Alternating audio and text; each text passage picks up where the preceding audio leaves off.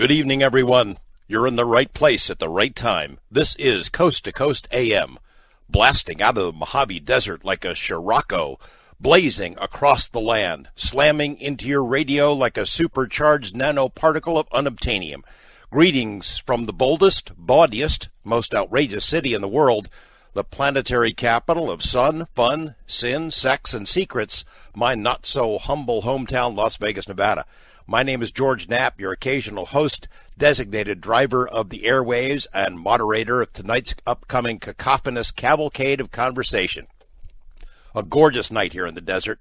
If you're thinking of paying a visit to fabulous Las Vegas, you should know that late September through the end of October is absolutely the nicest time of the year here. No question about it. Still warm enough in the afternoons for hanging out poolside, cool enough to be bearable in the mornings and evenings, and the desert at night, away from the city and lights, sublime. Saturday night, not my normal spot, but I'm glad to be filling in here tonight. Happy you're along for the ride, and we've got some ground to cover over the next 4 hours. An eclectic rundown of topics and guests, about as much as is humanly possible to jam into one power-packed radio program. We're covering the bases tonight. Like many of you, I'm a big-time movie fan. I see movies as often as I can, which is never often enough because of time constraints. And the movie I've looked forward to seeing ever since production was announced a year or so ago is Black Mass, starring Johnny Depp as James Whitey Bulger, a notorious Boston mob boss who, it turned out, was working closely with the FBI and other law enforcement agencies during his rise to the top of the East Coast underworld. The story is fascinating on so many levels, not the least of which is that Bulger, as many of you know, went on the run and was a fugitive for 17 years. He was finally nabbed living as a retiree in Santa Monica, California, was convicted in 11 murders, but was unquestionably involved in many more than that, according to both law enforcement and according to his former associates. And there are some Las Vegas connections to this story that I pursued while wearing my hat as a TV newsman, so that's an extra reason I wanted to see this thing. I saw the movie this week. Johnny Depp is solidly creepy as Whitey Bulger, hypnotic even. The reviews are generally good, but one guy who's not a fan is the real-life person. He's the first character that you see on the screen in this movie, Black Mass. His name is Kevin Weeks, and for 16 years he was a right-hand man and close confidant to Whitey Bulger, right in the middle of everything that the Winter Hill Gang did. Every job, every scheme, every payoff to law enforcement. Kevin Weeks became a government witness against Bulger and others. He served some time in prison. He's now out, and he's talking about those days. He co-wrote a New York Times best-selling book, a nonfiction book about his days as a mobster, and now he's partnered in co-authoring a novel about those days. It's called Hunted Down. And it's a page-turner, I'll tell you. Tonight, Kevin Weeks is here to tell us about life inside the Bulger Gang, about the new novel, his take on the movie Black Mass, and I'll give you a hint, he's not likely to see it a second time. That's coming up in the second half of the program tonight, but we have plenty of stuff to ponder before that. In hour two, I am joined by one of the only national journalists who covers paranormal and UFO stories on an ongoing basis. Lee Spiegel has covered this beat for decades. This weekend, he's in Southern California for the International MUFON Symposium, which is underway in Irvine. They've got, as usual, a star-studded lineup of speakers. Lee will join us live from the symposium in hour two to tell us how it's going, and with the story of a remarkable UFO encounter, an incident he not only reported on, but was a witness to. But first, in just a few minutes from now, I'll be joined by Troy Hudson, former law enforcement officer and veteran of the Gulf War. He worked for a time for Homeland Security and is currently in emergency management and search and rescue work, but who's focused his talents on searching for one particular missing being, Sasquatch. Troy Hudson is one of the principal organizers of a Bigfoot festival set for next weekend in Oklahoma. He'll share with us his stories about the search for the hairy gent with the large feet, and about larger challenges in that field that have left he and some other investigators kind of bummed out and disillusioned, but still hopeful that they can solve this thing one of these days. A couple of quick news notes. Today is National Public Lands Day. You probably didn't know that. Our public lands here in the West are kind of under assault. They're in the political crosshairs of business interests who want them sold off for mining or ranching or timber or oil. It is a step, and I understand there's arguments on both sides, but it's a step that's kind of irreversible. Once you sell it and strip it, then its intrinsic value for hunting and fishing, camping, hiking, photography is gone. Plenty of arguments on both sides. Some of it came to a head here in Nevada with the Clive and Bundy standoff last year. That battle is still bubbling just beneath the surface, and I think the final cards have not yet been played in that hand. We might see something else happen fairly soon. If you're interested in the public lands debate, no matter what your personal views might be, what side you take, we have a link for you, a program we put together called Rebellion on the Range. Our webmaster Sean is posting that on the Coast Twitter feed. Not something you want to watch now. You can watch it tomorrow or sometime when you have a little free time. That reminds me, I want to ask some of you folks out there, how's that Jade Helm thing going anyway? Remember we talked about it a bit back in July and I gave you my thoughts on it? A couple of emailers had lit into me because I expressed the view to them in private emails that was all a bunch of hooey. That was whipped up by people who are kind of in the fear business, these internet people who create these mini emergencies every couple of days or so. They get everyone on edge and ready to head for the hills and batten down the hatches, and then when their crisis doesn't happen, they manufacture the next one. And I predicted in July there'd be no martial law, no takeover of Texas or Utah by the United Nations, no tanks rolling in the streets or mass gun confiscations, none of the stuff that people predicted, the folks who were peddling these boogeyman tales. And here we are now, it's September, end of September. And where did Jade Helm go? I got an email from a listener today who is still trying to peddle this stuff. Time to move on to the next oh-so-scary crisis, I think, because this one is toast. On the Coast website tonight, webmaster Sean and I have put together an assortment of odds and ends culled from various news sources around the world. One of the stories is about the Oath Keepers, where things stand for these guys and their various beefs with government officials at several levels. A really interesting piece. Also, a story about the ultimate in outsourcing, how the Pentagon has turned over the job of rebuilding our nuclear arsenal to private companies. That'd be one you'd think that a job that the military might want to hang on and do itself. But that's not the case. You've been following the news about various billionaires who want to put their money and jump into commercial development of outer space. We've done interviews with one or two of them on this program, but at what point are there too many billionaires jostling for position out there? This story looks at that question. Also, a piece about this weekend's blood moon, why it's not a reason to panic. That's another one of those stories being spread out around on the internet that somehow the blood moon means we got to head for the hills or something. That and more in tonight's Naps News segment on the Coast website. While you're there, might as well take a look at how to become a Coast Insider. The cost is pennies a day. You get access to a vast archive of previous programs covering all of your favorite Coast subjects with all your favorite Coast guests. You can listen as often as you want on whatever device you want at a time that's convenient to you. It's a great deal. Check it out, Coast Insiders. All right, with that, let's prepare ourselves, gird our loins for the sensory overload to come. Bring in the dog and cat, put on a pot of joe, slip into those jammies, plop yourself down, and crank up that radio because we're about to begin. In a moment, Troy Hudson and the search for Bigfoot. I'm George Knapp, and this is Coast to Coast AM. Welcome back to Coast.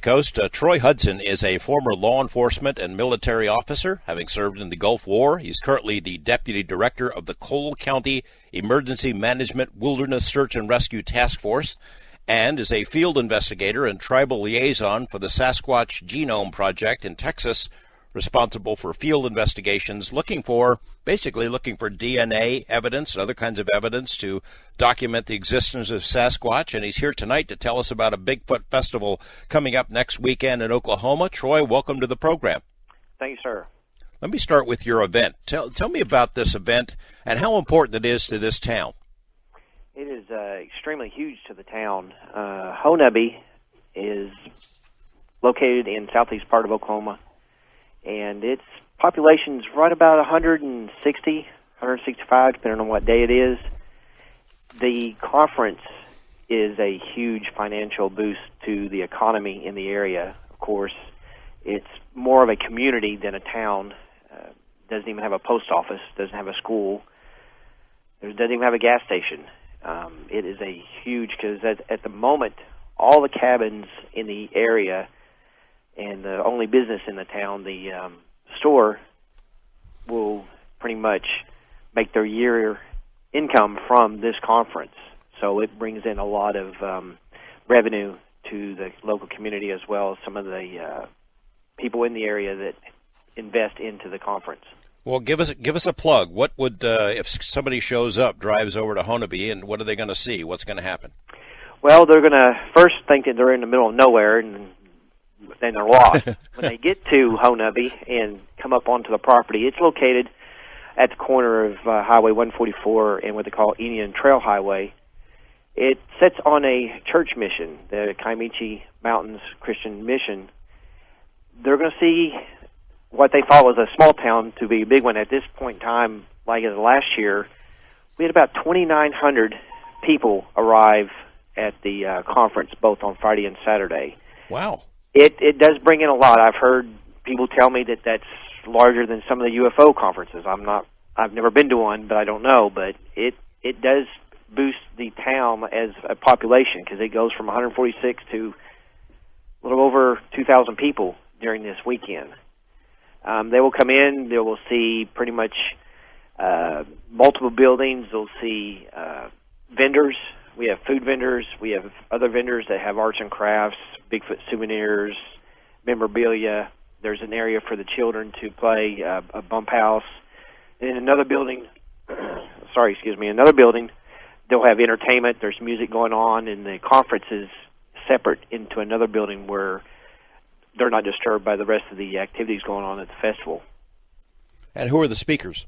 Speakers this year is Scott Nelson, a linguist that worked on the Ron Moorhead tapes, as well as Mr. Moorhead. Ron Moorhead will be there.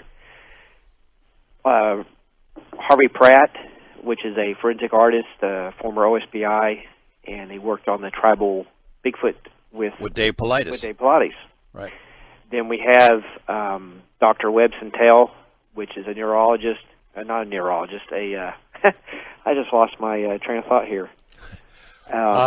Psychologist that worked also on the Sasquatch Genome Project.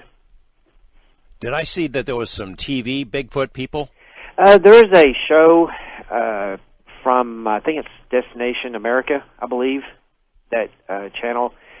They're coming in to do some filming. Of course, I believe the title of it, is Killing Bigfoot, which is obviously not our take in it, but they're wanting to come and do some filming, do some interviews, because, of course, their show is about killing. And, of course, our show is mainly more about education and what we've learned and what some of the research of the speakers have developed over the years.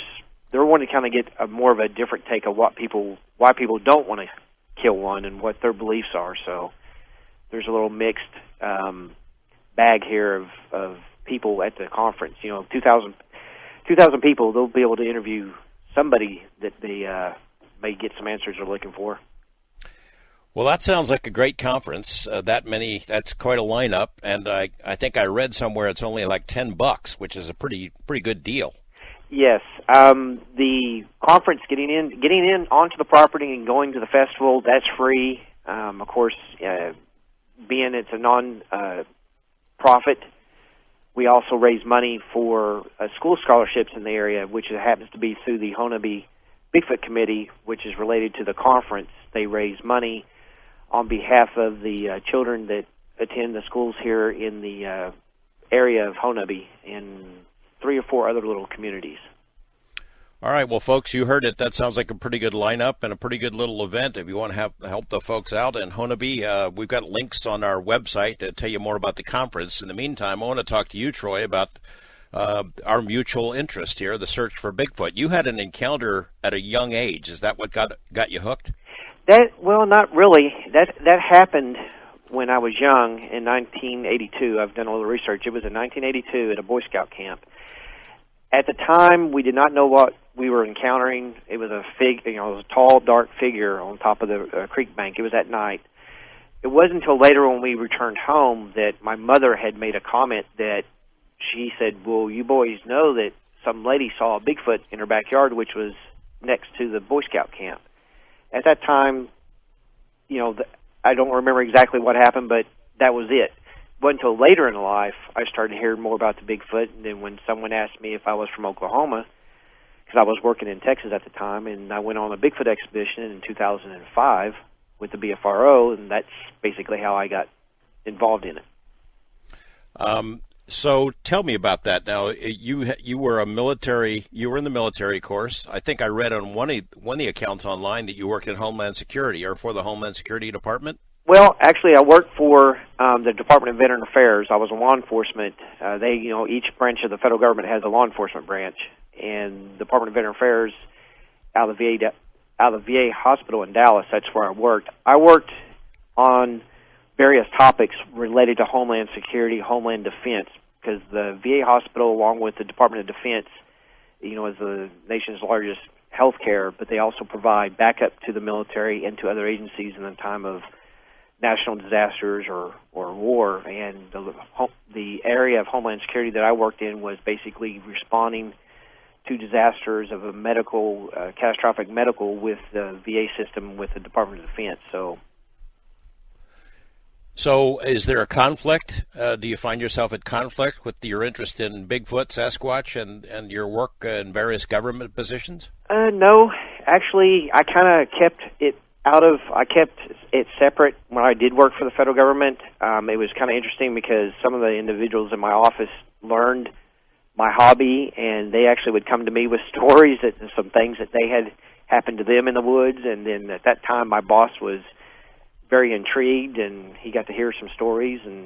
But I did keep my work separate from it because I just didn't really want to know how people would feel about it. So one of the accounts I read about you online said that you were associated with a couple of, or at least one in particular, Bigfoot organization, and you sort of became disillusioned with, I don't know if the organization, but certainly with the topic or the people who populate the subject matter. And I've heard this from other Bigfoot researchers, include Dave Paulides and Melba Ketchum, and I just want to know if you could just sort of sum it up, what the problem became.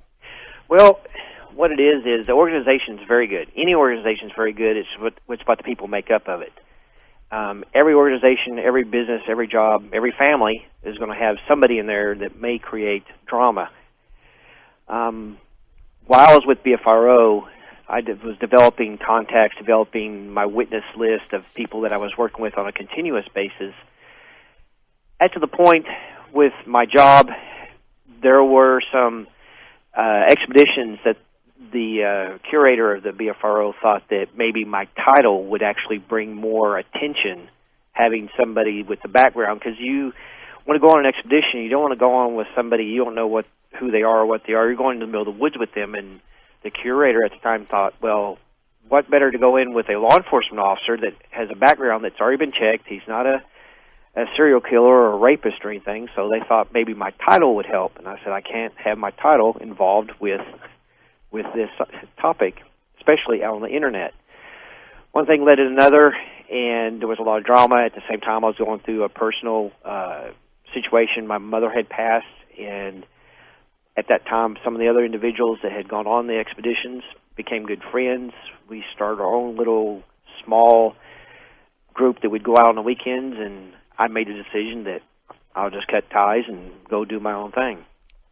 It's kind of like the UFO field. I have a lot more experience in that, but some in the Bigfoot field, in that there's a lot of turf conscious stuff, a lot of egos, a lot of people who just they're bullies, and I think you've written about that. Well, that's true, and it's very competitive. Of course, everybody wants to be the Christopher Columbus of the Bigfoot world, and wants to be the one that's going to jump out there and say that I proved it. Since everything that's gone on with the Genome Project and everything I've seen over the last 10 years being involved in the Bigfoot research community, at this point now, I'm really in the sense of if you even had a body, would it still be enough? And there's competition with this. Everybody's wanting, like I said, everybody was wanting to be number one. There's too many egos. There's too many there's a lot of friendships I've seen go different directions because of the topic. I've seen people waste a lot of their money and their time. It's like people attack other people's evidence, not just as a test of the evidence, but because they don't want somebody else to be right. We're talking with Troy Hudson about Bigfoot and the town that Bigfoot built. Junior Walker and the All-Stars take us into the break with Shotgun from 1965. One of Steve Miller's most mellow compositions. That's from 1976's Fly Like an Eagle album. The song is called Wild Mountain Honey. We're talking with Troy Hudson about his Bigfoot research. In a moment, we're going to get into the search for DNA evidence in association with Dr. Melba Ketchum and his work in looking for a Bigfoot language. He thinks he might have found evidence of such a language, and we're going to hear about it in just a moment. Much more to come on Coast to Coast AM. We're talking with Troy Hudson about his research into Bigfoot. And Troy, in a moment, we'll come back a little bit to the Melba Ketchum work and how you've sort of helped her in the search for DNA evidence, as well as about the turf battles that go on in this field. I want to talk for a couple of minutes first, though, about your work, because you've done some interesting stuff. I read about your search for sort of a Bigfoot language, and you use as a basis, I guess, Choctaw or something called that you call Oklachito. Actually, the Oklachito is the Choctaw words that means tall people. Okay. Due to the DNA and due to everything that I've seen and heard through the years and my own research with native cultures, not just in Oklahoma, but all over North America, even the First Nations in Canada, the majority of them all refer to them as a people, some type of people or another tribe. And I just, Bigfoot is kind of it's of course synonymous with the whole topic, but it's kind of hard to just call something like that Big Feet or Bigfoot. So traditionally here in this part of Oklahoma, a lot of people utilize sometimes their native language or the language of the area, and a lot of the Choctaw people would rather refer to them speaking in their own language, and that's just took on the term, and I've been using it ever since. So you think of Bigfoot, do you agree with the assessment that Bigfoot, it's a tribe? There's something, and I've always stuck to it, with even the Ron Moorhead, even Scott Nelson's study with the language and the linguistics aspect, and the things I've heard myself with my own ears, and all the recordings, you have some type of language, you have some type of verbiage going on, and if you see evidence where you have a language, they walk upright a good percentage of the time, they're seen to have with children, and if they're generational, that still refers to me as a people, some type of people, a tribe. They stick to themselves. They're very elusive. They rarely have contact with humans, but through the Native American cultures, legends, and folklore, I'm more drawn to them having their own set of values, culture, their own, the way they do their own living. I'm having a meltdown of words here. Well, tell me this. How tough is it to get the native tribes to open up about this stuff? If you approach it with the right respectful mindset, they're very very open to share what they know. But the problem is there's the people like you're talking about before, with the way people behave in the research community. Sometimes the investigators or researchers, they approach people that they don't have the formal training. I say they have the formal training, but they just don't have the right mentality of approaching someone in the right manner. And Native cultures, they're very respectful to their elders, respectful to their culture, their history. And you have to approach it that way with the utmost respect. And sometimes the approach of people coming in they refer to as Bigfoot hunters, that automatically sets them off of they're here to cause problems and hunt the Bigfoot down. So, or people come in and they're pushy. Look, I'm important. Tell me what you know and tell me right now. Actually, that is exactly it. And there's been a few instances where I know, because of my connection and experience with some of the tribal communities, that there has been organizations been asked to leave the property. What is the Native American connection there? I've asked the same question to Dave Paulides, who's developed, some real levels of trust with tribes in the Pacific Northwest and the Hoopa and others, looking for answers about this. Is there some kind of relationship that they, a point beyond which they don't go in telling you what about it? Well, most of anything is that they're in tribal cultures. They're elders or generations before the great-great-grandfathers would always refer to as them, that they were always here when they were here.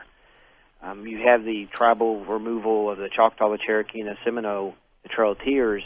Some of the information that I have come across is that where they were before, like the Choctaw were in Mississippi, Seminole were in Florida, they had the tall people, the Bigfoot there. They had their own names for them. Well, when they moved to the new land, which would be, of course, the Indian Territory, Oklahoma, Texas, Arkansas area, they were here too. It was referred to, I think, why there's so much connection, where there's a Hollywood-style Indian Bigfoot connection. I think what it is some of the relation is they are a spiritual being. They're a spirit being. Native people are very spiritual. Is it a connection between them, the land, the universe, or something? I don't know, but there is some type of connection.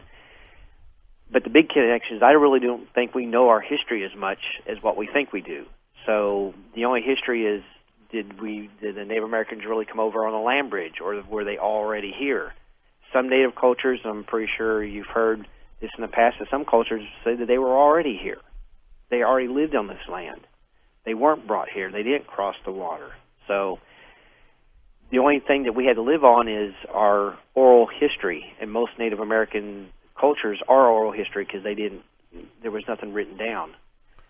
Let's go back to something you said. You said something about them viewing Bigfoot as a spirit being. I mean, is that the way you see it, or are you a flesh and bones kind of a guy? To be honest with you, I've seen some things over the years that actually have me questioning some of the things. 100%, they're flesh and blood, but you can't get into the Bigfoot topic with researchers or witnesses or people that people refer to as a habituation site, which that's kind of a bad term, but people live on a property where they come across here and there, or weekly, bi-weekly, or bi-monthly, or semi-annually. You can't get on the topic without having some sort of weird paranormal aspect to it, because usually, with organizations, and the organization, I'm not trying to throw BFRO under the bus, but they have their own internal database, and there's a lot of reports that just don't ever see the light of day because there's some weird stuff that the witnesses have described being seen, and so your organization sometimes will withhold those reports because they don't want their organization being looked like they're just throwing paranormal, supernatural stuff out there. Yeah, it's got to conform to the paradigm, or else it's tossed out or suppressed. Science. You want science to be thrown here in the bus. So, and I will, say, and there's a lot of good people in BFRO, but there's a lot of reports that just won't see the light of day because there's some strange things in them. It's kind of like that in the UFO field. It used to be nuts and bolts saucer people. They thought there were saucers here, but they weren't comfortable in admitting that there might be people inside of them. And then when the abduction reports started coming in, they were really uncomfortable with that for a lot of years. And now it's sort of a staple of the whole UFO field. It's its own subcategory, but it took a long time for that to change, to happen. You just have to follow the evidence where it leads, or the testimony where it leads. Well, and that's what I try to do. I try to stay grounded with my law enforcement. Of course, I have no science background. The only science I have is my criminal sciences, dealing with evidence or dealing with crime scenes. But if I can't see what made that sound, I'm not going to tell you it's a Bigfoot. If I don't know what hit that tree with a stick, I am not going to tell you it's a Bigfoot. But there are sounds associated with that type of activity. There are things that I can prove because I've had witnesses with me that can confirm the things that we saw, heard, and seen and smelt and everything else. But trying to stay with just flesh and blood is sometimes it's kind of difficult because there are some things that do happen in our world. I don't think people understand our world is not what a lot of people think it is. It's just not. It's just not black and white. There's a lot of gray area. Well, do you want to give me an example specifically related to Bigfoot where it's maybe it indicates that it's something beyond flesh and bone? Yeah, very easily. And everybody that's ever been in the Bigfoot research has been out in the field can pretty much has spent any time, a lengthy amount of time in the field, can pretty much, I'd say probably 5 out of 10 people could say that they've had equipment malfunctions. You know, you'll go out in the field and you'll have all your equipment working fine, your sound, audio, video, night vision, thermals. You get to your location, everything's working, fresh batteries, and all of a sudden you start getting a little bit of weird activity, or I say weird activity, you get an activity, sounds, callers, tree knocks, whatever you want to call it, and all of a sudden you go, oh, there's movement. You go to turn everything on and it just won't work. You get home and think, well, maybe it was batteries. Nope. You get home and realize you turn it on and it works. That has happened so many times. We've had an event here just recently where we had a flashlight, a little skinny flashlight that you push it to turn on and off, and we set it down the road and it kept going off. We had to go back down there and turn it back on. And the only way for you to manipulate that flashlight is actually having to touch a button to push it, and it has to go through 3 cycles of a flash, a strobe, and for it to go off. And it repeatedly going off, and then when we utilize some military-grade night vision to survey that area, we couldn't get the night vision to work. Let's go back to the question about language. Do you suspect that the Choctaw or other native tribes, that they speak to them, that they are spoken back to in some language? I've had multiple elders. I've had multiple people that live on what we refer to as a reservation, or even communities that are outside the area, the cities. That they will say that their fathers and their grandfathers would speak to them in their language, in the Indian language, not the Bigfoot language, but in their own native language, like the Ponca. And I've recently spoke to a gentleman that's Cheyenne, and he said that he knew that his father would speak to them if they would come over, and they lived outskirts of a small community, and they would be digging in the trash and causing problems in the area, causing the dogs. The father would go outside and speak in the language, and he said as a child he could hear something in the woods speak back to him in the Cheyenne language. And then when he would ask his father who that was, he would make an excuse, and then it wasn't until later he found out that it was basically the Bigfoot that he was being told. You know, I root for these guys. I see it. There's a bunch of Bigfoot TV shows. You flip around and you see them, and they always get the greenish night vision stuff out in the woods and the glazed eyes, and they're looking around, and every sound they think is a Bigfoot, or it's a little over-dramatized. I root for those guys to do well, but it just seems like they never bring back a whole lot that you can hang your hat on. There has been a search for solid physical evidence that we've documented on this program over the last couple of years. That's Dr. Melba Ketchum. I referred to her earlier. You've been working with her now. In what capacity? What have you been doing? Trying to find samples? Actually, at this point in time, what I'm doing is due to her website and her email, she gets a lot of calls, a lot of emails, a lot of messages of people that are having experiences that have had a sighting or have repeated encounters. Some people live out in the country, maybe a single female with children at home, and they're a little apprehensive. The children said they've seen one in the area, and the dogs will bark, or some of their chickens come up missing. Basically, what I do through Dr. Ketchum is she will refer those people to me, and then through all my years' experience, I will try to help those people understand what's going on. If it's a local area, I'll go out and visit it to kind of confirm yes or no if that is some type of Bigfoot activity, and work with them on how they have to live with it, because it's similar to anything else. It's not that it's your land; it's anybody's land that is indigenous to that area. Any animal. Bigfoot obviously does not understand boundaries, so they come and go as they please, and sometimes the people in the area, it upsets them or it scares them. And what I do is I try to kind of give a little bit of education. I've gone to some schools and given presentations.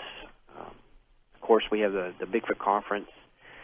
Sometimes people will call and say that, hey, we have a body.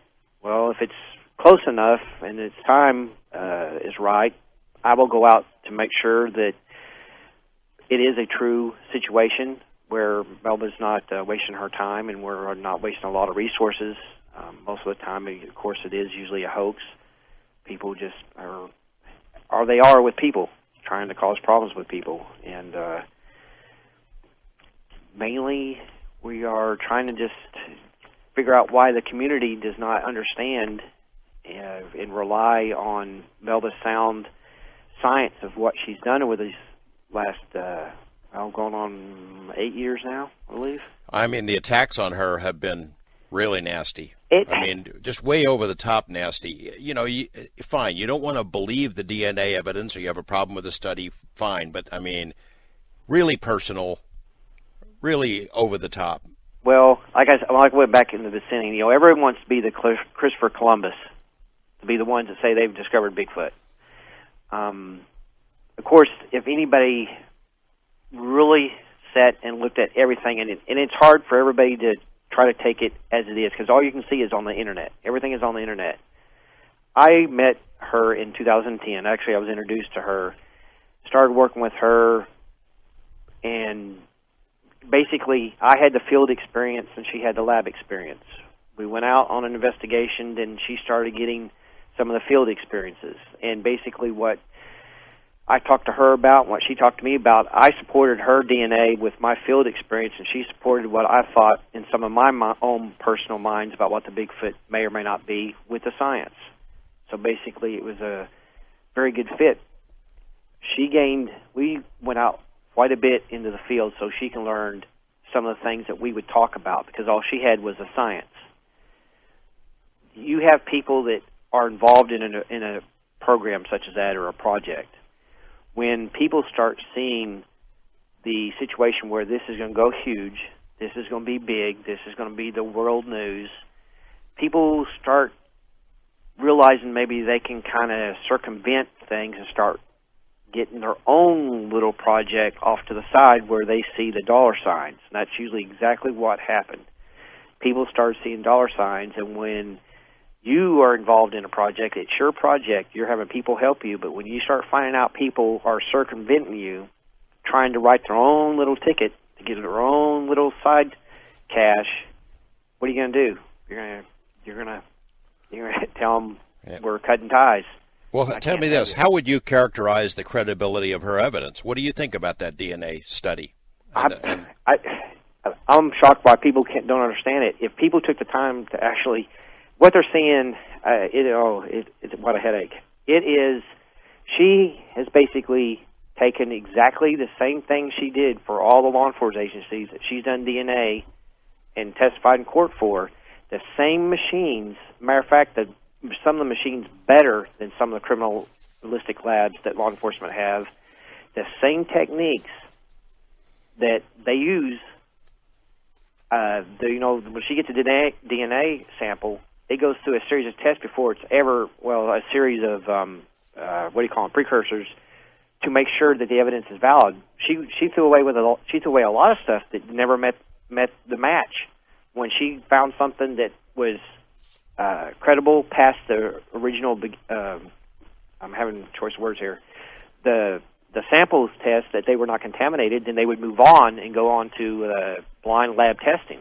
Yeah, it had to meet a certain level of credibility for her to include it in there. Yes, and that's, everybody was screaming that it was contaminated. Well, that was her frustration, and of course, I was at her lab, I don't know how many times, and I know for a fact what she did, and I know for the fact some of those projects of the DNA coming in, I was there when some of it came in, of course. I met her. Troy, I'm sorry we're out of time. Oh, Best of luck with your conference. We've got a link on our website. Hope people, if they live in that area, will check it out, and hope you'll come back sometime.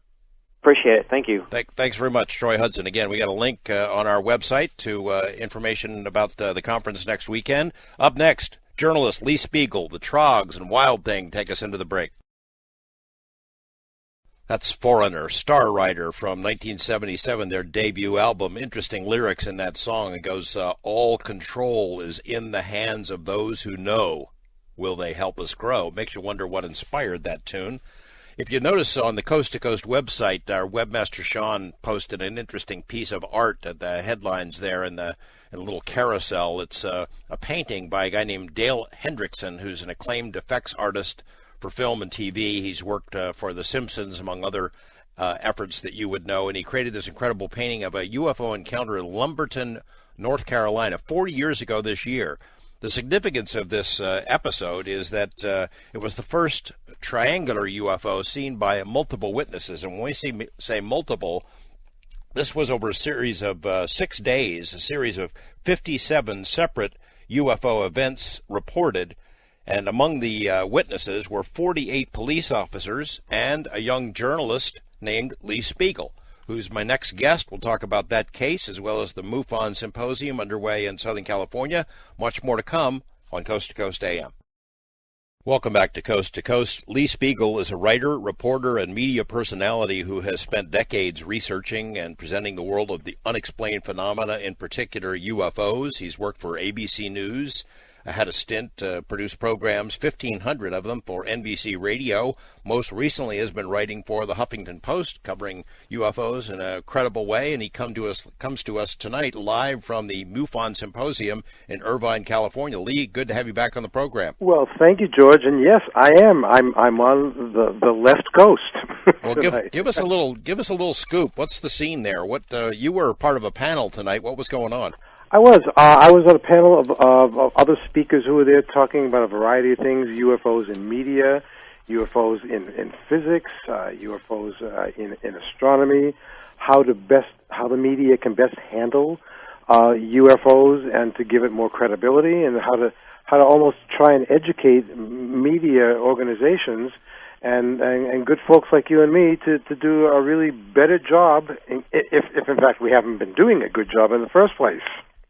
Well, I think there's always room for improvement. But this theme, the theme of the symposium this year, expanding ufology, I mean, is it reasonable to assume that could be done? Well, I think it might be, George. The subtitle of it is Opening New Doors in Academia, Industry, and Media. I think what MUFON is trying to do is to really expand into different areas how the UFO topic is treated on all different levels, because we get so tired, all of us, especially those of us in media, of how so many stories seem to be not significant enough to put on the air, to put on the news, or to put into print. We have to really sometimes struggle to find good stories that will hold the public's interest, to keep people really wanting more. Because as you and I have discussed before, I don't believe there's going to be anytime soon any kind of UFO disclosure. So we have to do what we can to make the best out of the best kinds of stories that come forward. And as you know, with the number one UFO explanation these days has got to be drone technology. It's everywhere. It's taken over. It's really difficult to look at new UFO videos or images and try and figure out if these are real unknown or unexplained objects when, a 10-year-old can sit at a computer and create an amazing YouTube video that really will look like the real thing. So it's very tough. We have a tough job ahead of us. Sometimes I get a little down on how it's all progressing, but other times I think that there really is some hope and a ray of light, because I do believe that something's going on that really needs to be discussed. It needs to be thoroughly researched by scientists, and more scientists are starting to come forward, or at least have an open mind about it. Well, you're right. It is disheartening sometimes, the hoaxes that are not just done as pranks, but done as a business strategy. People creating these videos every couple of weeks. They come out with a video to drive traffic to their website, and then they market it. They sell it. They do, and unfortunately, the public buys it because the public wants to believe what they want to believe, and science fiction has kind of done this to us. It's turned us into I won't call it the UFO sheeple, but really, I mean, there's so many movies and television shows and books and documentaries that you know, people, the producers, I think, and some media organizations prey on the belief systems of the public, and I've been like crusading for the last couple of years against media organizations that deliberately mislead the public by printing false information with false headlines, and that just happened a couple of weeks ago, and I was kind of embroiled in this controversy about how a UK tabloid, The Mirror, I don't mind naming them because I think that it needs to be told, they printed a headline, and basically the headline said, "Peace-loving aliens prevented nuclear war between the United States and Russia," says Edgar Mitchell. And what was your problem with that headline? Well, gee, really? Yeah, where to start? Well, the first problem is I know Edgar. I've interviewed him many times over the years, and I could just tell that the wording of it, I didn't think he would say this. He would give this kind of a quote to a tabloid, because other news services picked up on the story and published it. And I thought, well, wait a minute. If they're doing that, and if like USA Today is running with a story or Fox News, then that means a lot of other people are going to be reading this and believing this. So I thought, okay, I'm going to contact Edgar, and I'm going to ask him, did you make these quotes and other quotes in the story? And if he did make the quotes, then I want him to tell me why. But if he didn't make the quotes, well, that's a better story, you know. And yeah, I got in touch with him, and I sent him the story as it appeared online, and he wrote back to me right away. He said, no, I don't know where that story originated from. I never said those things, and I wouldn't have said those things, and will you help me out and clear this up for me? And I said, wow, they just made it up, or somebody made it up. Wow. Well, you know, I thought, well, okay, here's what I need to do. I'll give the tabloid the benefit of the doubt. I don't want to just out and out call them liars or hoaxsters or, you know, just trying to pull in more audience numbers. I contacted the author of that story, and I said, you have these quotes in your story supposedly said to you by astronaut Edgar Mitchell. I've been in touch with Edgar, and he's telling me he never talked with you and he knows nothing about this story or the quotes. So I'm just asking you, from journalist to journalist, how do you respond to that? And the guy wrote me back right away. He said, well, I'm insulted that Edgar Mitchell would say that we never spoke. And I'll get my notes out because I took really good notes. I know the date that I spoke to him, and I'll get back to you on this, and I'll give you the accurate information. I said, fine. And I waited, and he did get back to me, and he said, I spoke to Edgar Mitchell in May, and I know that I did because I have really good notes.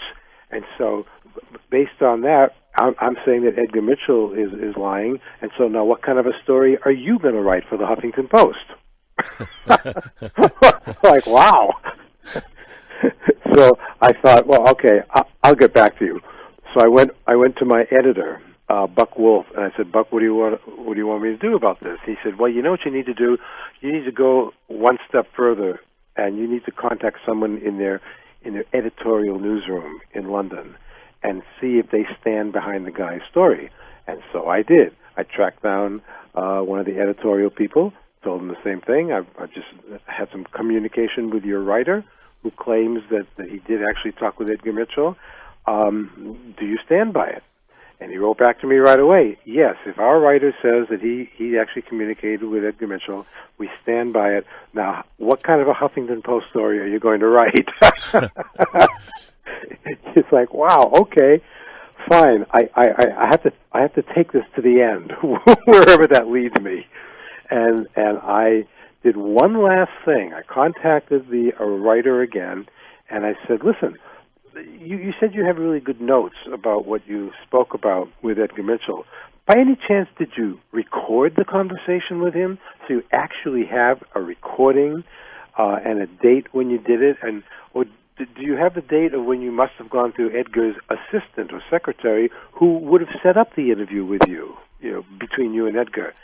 And he didn't have any recording. He didn't get back to me, and that was the end of it. And then he also finally said in one final email, he said, "Look, I don't want to go online or on the record with this, so please don't print any of the things that I've just written to you in an email." But so what kind of a HuffPost story are you going to write now? Well, you can't retroactively take your emails off the table. I would tell him that's one thing. Let's talk about the MUFON thing for a moment, and then will go into the anniversary of this amazing case or series, this rash of cases. Yeah. Paul Hellyer was the opening speaker, and I'm not sure if you're there to cover this thing for Huffington Post or not, or whether you were there for his speech, but he's an interesting guy, former defense secretary for Canada, who has entered the UFO field in a big way in the last few years, and I wanted to get your take on him. Well, I didn't actually see his lecture because I was doing another interview, but I've interviewed Paul before, and I've seen him many times giving speeches. He was at the citizen hearing on disclosure in Washington a couple of years ago, and his take is, you got to give him credit because, as you said, he was the former defense minister of Canada. He was responsible years ago for actually bringing the various military forces of Canada together as one cohesive organization, and so he's always been given credit for that, and he's gone on record lately. When I say lately, in the last few years, where now he's saying that UFOs, unidentified objects, are as common in our skies as regular airplanes, but he takes it a step further. And he actually talks about your backyard, where he'll say that he knows for sure that there are perhaps, maybe upwards of 70 or 80 different species of visitors, many of whom could walk undetected on the streets of Las Vegas. Well, of all the places, yeah, I'd say so. Yeah, and no one would give him a second glance. Yeah, and so it's hard to know where you go with something like this because of his background. I respect the man for what he did, but somewhere along the line, he seemed to decide that it was a good idea for him to try and convince people that we're being visited and that the many countries are involved with it, that there's a conspiracy and a cover-up, and he just wants people to know this. And so he's come under a lot of fire in recent years from people who are claiming he's out of his mind, because how can he be talking about things like this? And I mean, he's not the only person who has been in some kind of position of authority who's been talking like this in recent years. A recent story I just printed a couple of weeks ago on HuffPost about this Russian politician. His first name is Kursan. I can never even try and pronounce his last name. It's tough, yeah. So, but this is a guy who, first, for like 13 or 14 years, he was the president of a Russian republic, I believe called Kalmykia, and he ran that republic in Russia. Now, he's the president of the International Chess Federation. This is the organization that pretty much controls chess worldwide. He's the president of it. He's been doing that for 15 years, and in fact, last year, during the elections for the new presidency of that, he ran again. He beat former world chess champion Garry Kasparov, who wanted to be the new president, but this guy Kursan beat Kasparov.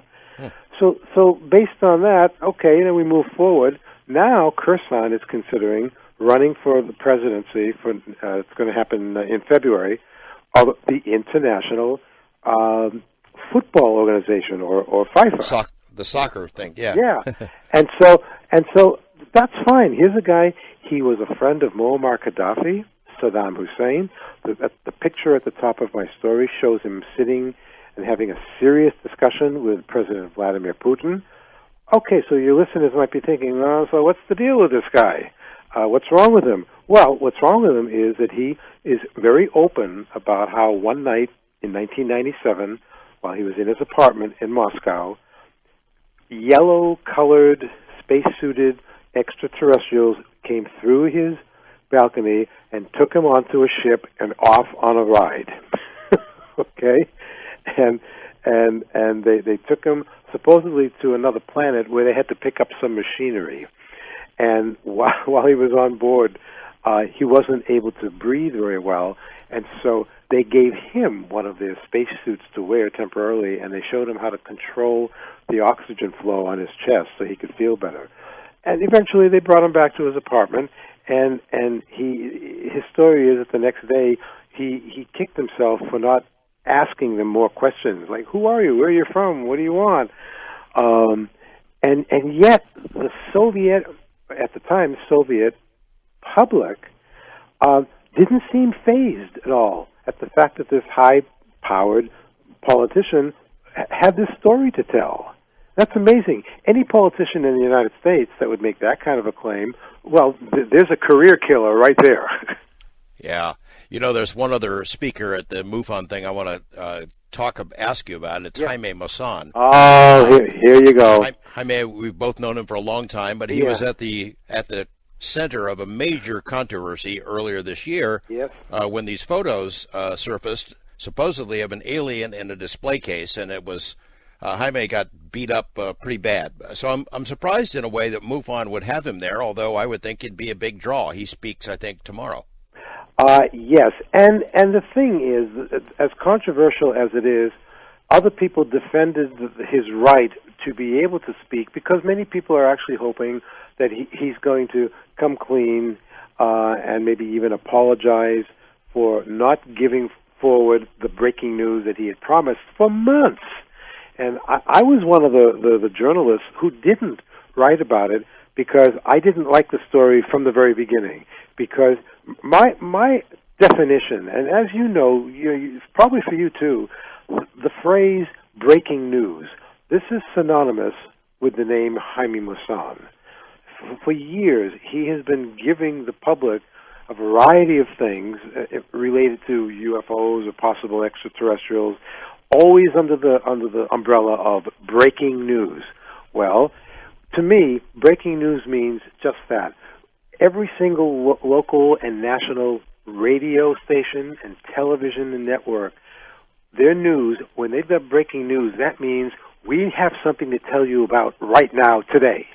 Not 6 months from now, but breaking news means there's something important happening we want you to know about now. We're not going to make you wait.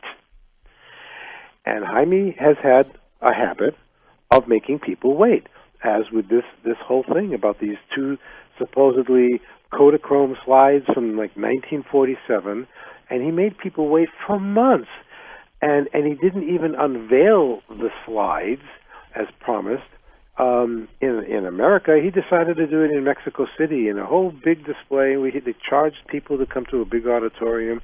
And in the end, what they revealed, he didn't even reveal both slides. It was just one slide, and it wasn't even high resolution. And I was like, are you kidding me? You cannot tease the public like this and expect people to kind of go along with it.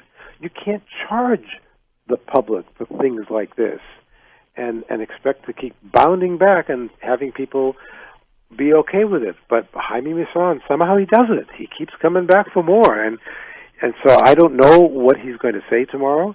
There's another thing coming up with him. He's supposed to be speaking for another organization in a couple of weeks, and they're promising breaking news. Well, come on. Breaking news, by definition, is breaking news. If you make people wait even a couple of days, well, then it's not breaking news anymore. Come on.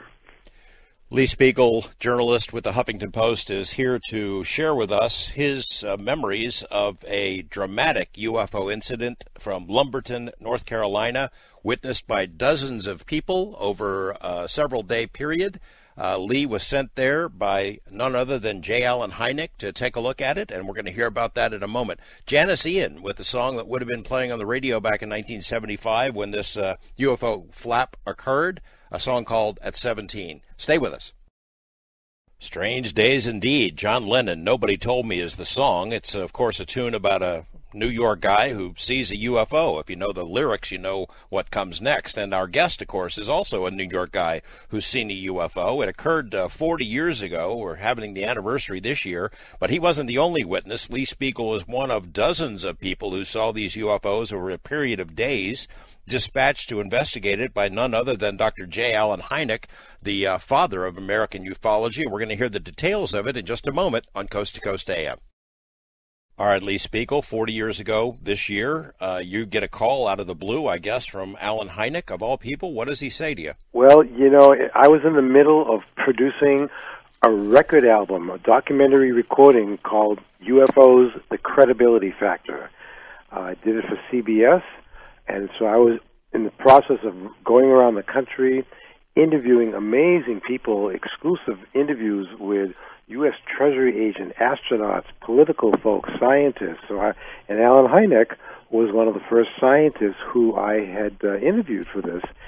And he called me one day and he said, listen, I'm getting reports from law enforcement agencies in North Carolina. They're seeing something strange in the sky above a couple of their counties. Would you go down there and check it out for me? I don't have it investigated down there, and if you go, and if it's credible, and you get some good interviews, I'll publish your report in the Center for UFO Studies that he was the director of. And and I asked him, well, what exactly are they telling you that they're seeing? And he said, well, it's something new to ufology. It was 1975, remember. He says they're reporting like a V-shape or a triangular shape or a boomerang-shaped UFO. I said, really? So you're asking me to go down to North Carolina to check out sightings of a flying Dorito? I mean, you know, I was trying to make light of it, and his response to that was, look, if you don't want to go, and I stopped him right there and said, oh, I'm going, because you don't get a call from J. Allen Hynek asking for you to do something and maybe making an appointment to see a UFO and tell him no. So I went, and within a few hours of arriving at the sheriff's department in Lumberton, North Carolina, the calls started coming in. Into the back of a car, I went with one of the officers, one of the young deputies, keeping in touch with the other police cars through car radios. We all eventually merged in front of this big field, surrounded by trees. And as we all got out of the cars and as we watched, first thing we noticed, totally clear, starry night, no moon, and the only sound in the area were animals, dogs barking, horses making noises, as if there was something up that they knew about that we didn't. And as we looked across the field, above the line of trees, there was a white light alternating with a red light, just back and forth, very slowly. And it moved from our left to our right until it got to the middle of the trees to our vision, and it started moving across the field in our direction. Very slowly, coming across the field until it stopped in the air and hovered above us. And it was then that we could see that it had lights on the bottom of it, and because of the lights that illuminated the shape, then we could see the triangular shape of it. And there was a row of white lights up one side, the underside, a row of red lights on the other underside, and a bigger bright light at the apex. And I believe your listeners can actually see what this thing looked like. Yes, we got to post it on the Coast website. There's a painting by your friend Dale Hendrickson.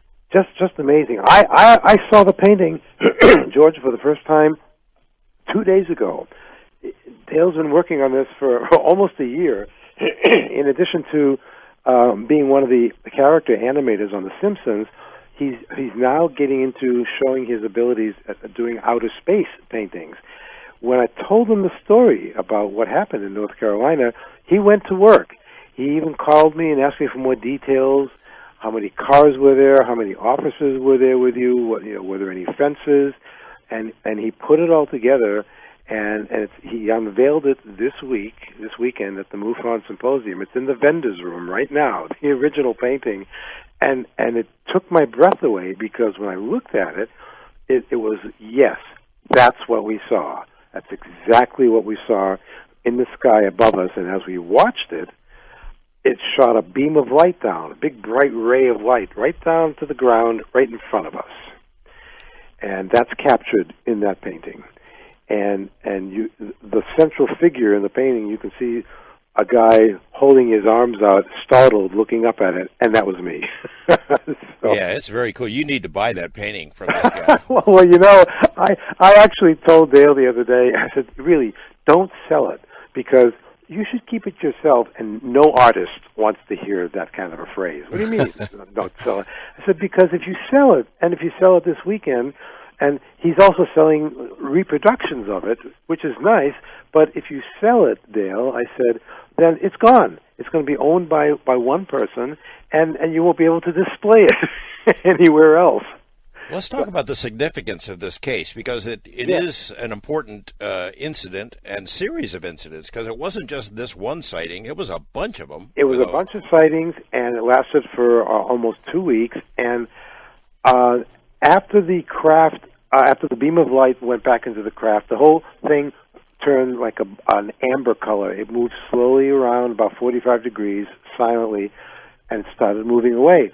So we get back into the cars and started following it, and we went from little town to little town through a couple of counties, and I found other police officers who had just had their own encounter with this thing.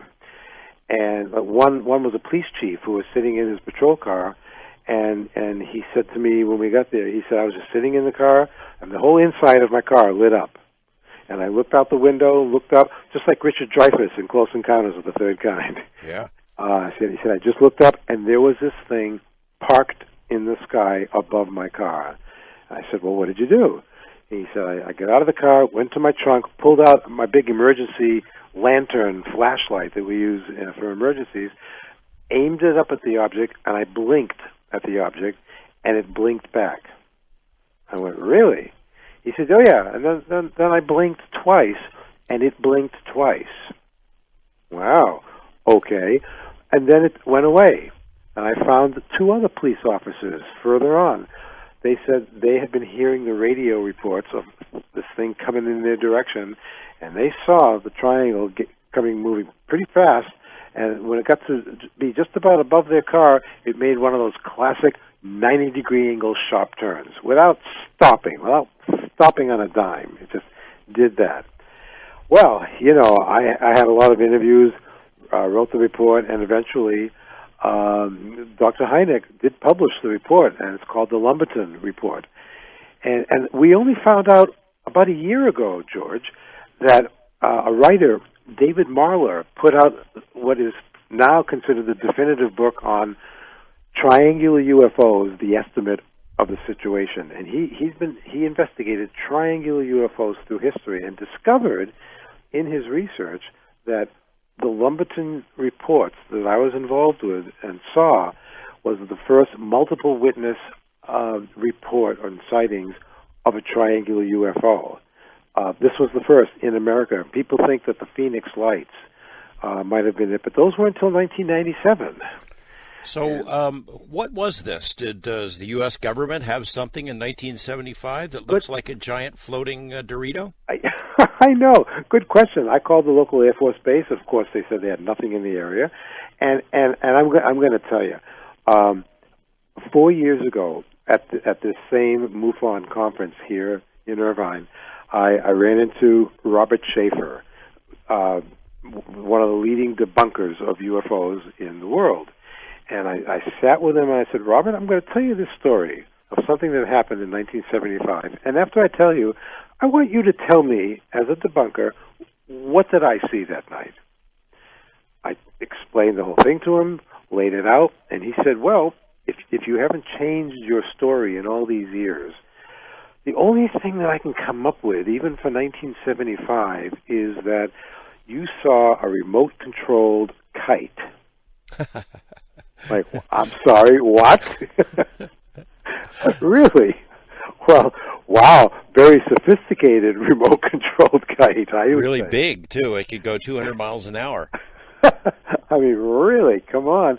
But you know, there's this whole attitude. I don't mind skepticism. I'm perfect with that. But sheer debunking for the sake of debunking, because you have to come up with some explanation. At least he didn't say it was swamp gas. One of the accounts I had read about this flap, and I guess that was what you would call it, is that there were 57 separate UFO events reported over those days, and among the witnesses were 48 police officers. Now, these are pretty credible witnesses. Yeah. It was amazing to me, and I think that's probably why Dr. Hynek thought it would make sense to send me down there. Ted Phillips, the great trace cases expert of UFO reports, he also went there and was investigating it and found various people who, you know, may have had ways of contributing to the story, broken tree branches and, you know, things like that. And he was part of the final report as well. Yeah, it was amazing to finally realize that I was part of what they now consider a historic UFO encounter. I mean, I had no idea. I mean, really, I went down there just expecting to interview people, and I kind of hit the jackpot, you know. There's a quote in one of the original newspaper accounts that quotes you as saying you called the FAA. Yes. And that they declined to say who their spokesman was. That's right. They clamped a lid on it. Is that all you got out of them? Yeah, and isn't that amazing? They won't give out the name of who put out an initial release or denial about this, and yet they wouldn't go any further by saying, well, you know, we're not going to say that there was something there. We're just going to claim we don't know.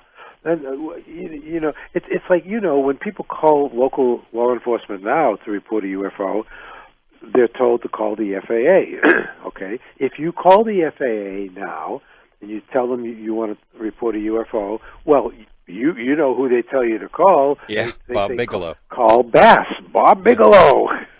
I know. And it's like, really, let's keep passing the buck until nobody wants to talk about it. You also had a quote in there, and that from somebody from Seymour Johnson Air Force Base, who made an incredible admission to you. Do you remember what it was? You know what? I don't have the article right in front of me. Do you have it right there? It says, yeah. You say, I asked him point blank whether he thought we were dealing with something manufactured on this earth, and he said, no, I do not. It's a pretty amazing statement to get out of somebody who's been with the Air Force, I guess, for 28 years. Well, yeah, and you know, and it's not like I forgot the quote, but you know, over the years since then that I've been looking into this, I've talked with so many military personnel, military pilots, and commercial airline pilots who said the same thing off the record, because for most of these people who are still working, it's a career killer if they go on record with this. But yes, so many of these people will say now, and said then, and in fact are on my UFO CD that I'm re-releasing. We have amazing people on this, and before the hour is up, I'd like to be able to let listeners know how they can find out. Go ahead, do it now. Oh, okay. Well, if anybody's interested in the re-release of this UFO, originally was a vinyl record album in 1975. It's called UFOs, The Credibility Factor, and it pretty much became an instant classic when we released it, because this was the first time that so many amazing people came together with their voices to talk about UFOs. I mean, Donald Kehoe, you know, retired Marine Major Donald Kehoe, telling me exclusively that he had talked to so many jet fighter pilots who said, you know, I'm not crazy. If I'm ordered to shoot one down, I'm not going to do it. And he said there were hundreds of attempts to try and force one of these ships down, you know, preferably undamaged, so we could have one. So Kehoe's on the album. A United States Treasury agent, Donald Flickinger, who saw an amazing classical UFO with the three knob-like structures on the bottom of it. Congressman J. Edward Rausch, who was the chairman of the 1968 Congressional Symposium on UFOs. Dr. Hynek, David Saunders, psychologist, Dr. Robert Wood, Stan Friedman, two astronauts, Jim McDivitt, Gordon Cooper, Betty Hill, all these voices I gathered going around the country for this. And so for people who are interested in getting this now, all they have to do is just go to my email, and it's just lee.spiegel, and Spiegel is SPEIGEL, at hotmail.com, and on the subject line, just write one word, UFO CD. That's all you got to do.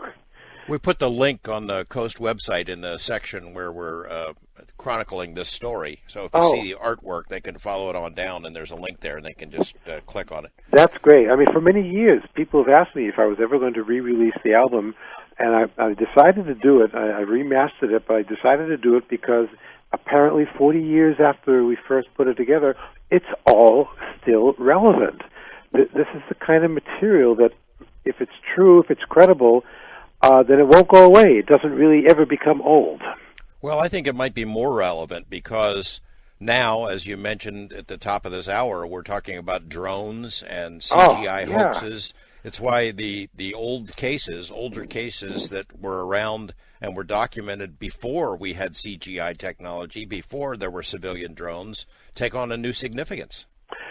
Yeah, absolutely. When people say to me, well, what do you think is the best UFO picture or image that's available now, I say, you know what? I have to go back to the 1950s for that. The McMinnville, Oregon picture, the Trindade Island or near Brazil, with a UFO looking like the planet Saturn spinning around the island and seen by many government witnesses. There are so many earlier pieces of evidence that are so much more compelling, I think, than all the new stuff that anybody can create now with any kind of software. You mentioned that there were trace cases. Did one of these things land? Was there some samples taken? No, I don't believe so. The most that I think was collected, where there was some reports where the craft was seen just below, like, treetop level, and so I think Ted Phillips had gone there and looking for any kind of traces of broken branches where something could have been seen, looking for traces of radiation. I don't think that the final report really brought up anything that was significant like that. But Ted will always go to a place and try and find any kind of samples or evidence of some kind of interaction that a craft would have, not just with people, but with the ground and trees and the local environment. It was almost enough that the craft itself in the sky did so many odd and interesting maneuvers, shooting the beam of light down and stuff, that was pretty much as dramatic as it could get. And the other thing, George, it's interesting, that happened in April 1975 with a UFO shooting a beam of light down. Okay, fast forward a few months later to November 1975, and a young logger named Travis Walton was also hit by a beam of light from a UFO. And yeah, you're lucky they didn't just decide to snatch you up. I know. Well, I saw him at the conference here today, and I said, Travis, they probably wanted to take me, but decided they'd wait another few months and they'd catch you instead. So I'm pretty grateful for you. Well, I hope people will check out your offering there, the CD. That sounds like some irreplaceable stuff, historic stuff. So anybody with a UFO library, we're going to take a look at that. I wonder, we got a minute left. Yes. The shapes of these craft, they're saucers, they're cigar shaped, then the triangles appear. What do you make of the trends? How some of the designs stick around. Some of them just seem to be just slightly ahead of what we Earth folks have developed. I know. It's like, is the answer to that maybe it's more than one species of visitors from somewhere, and they just happen to have different kinds of vehicles from each other? Have they made newer models that are better than the ones that were already superior to anything we have?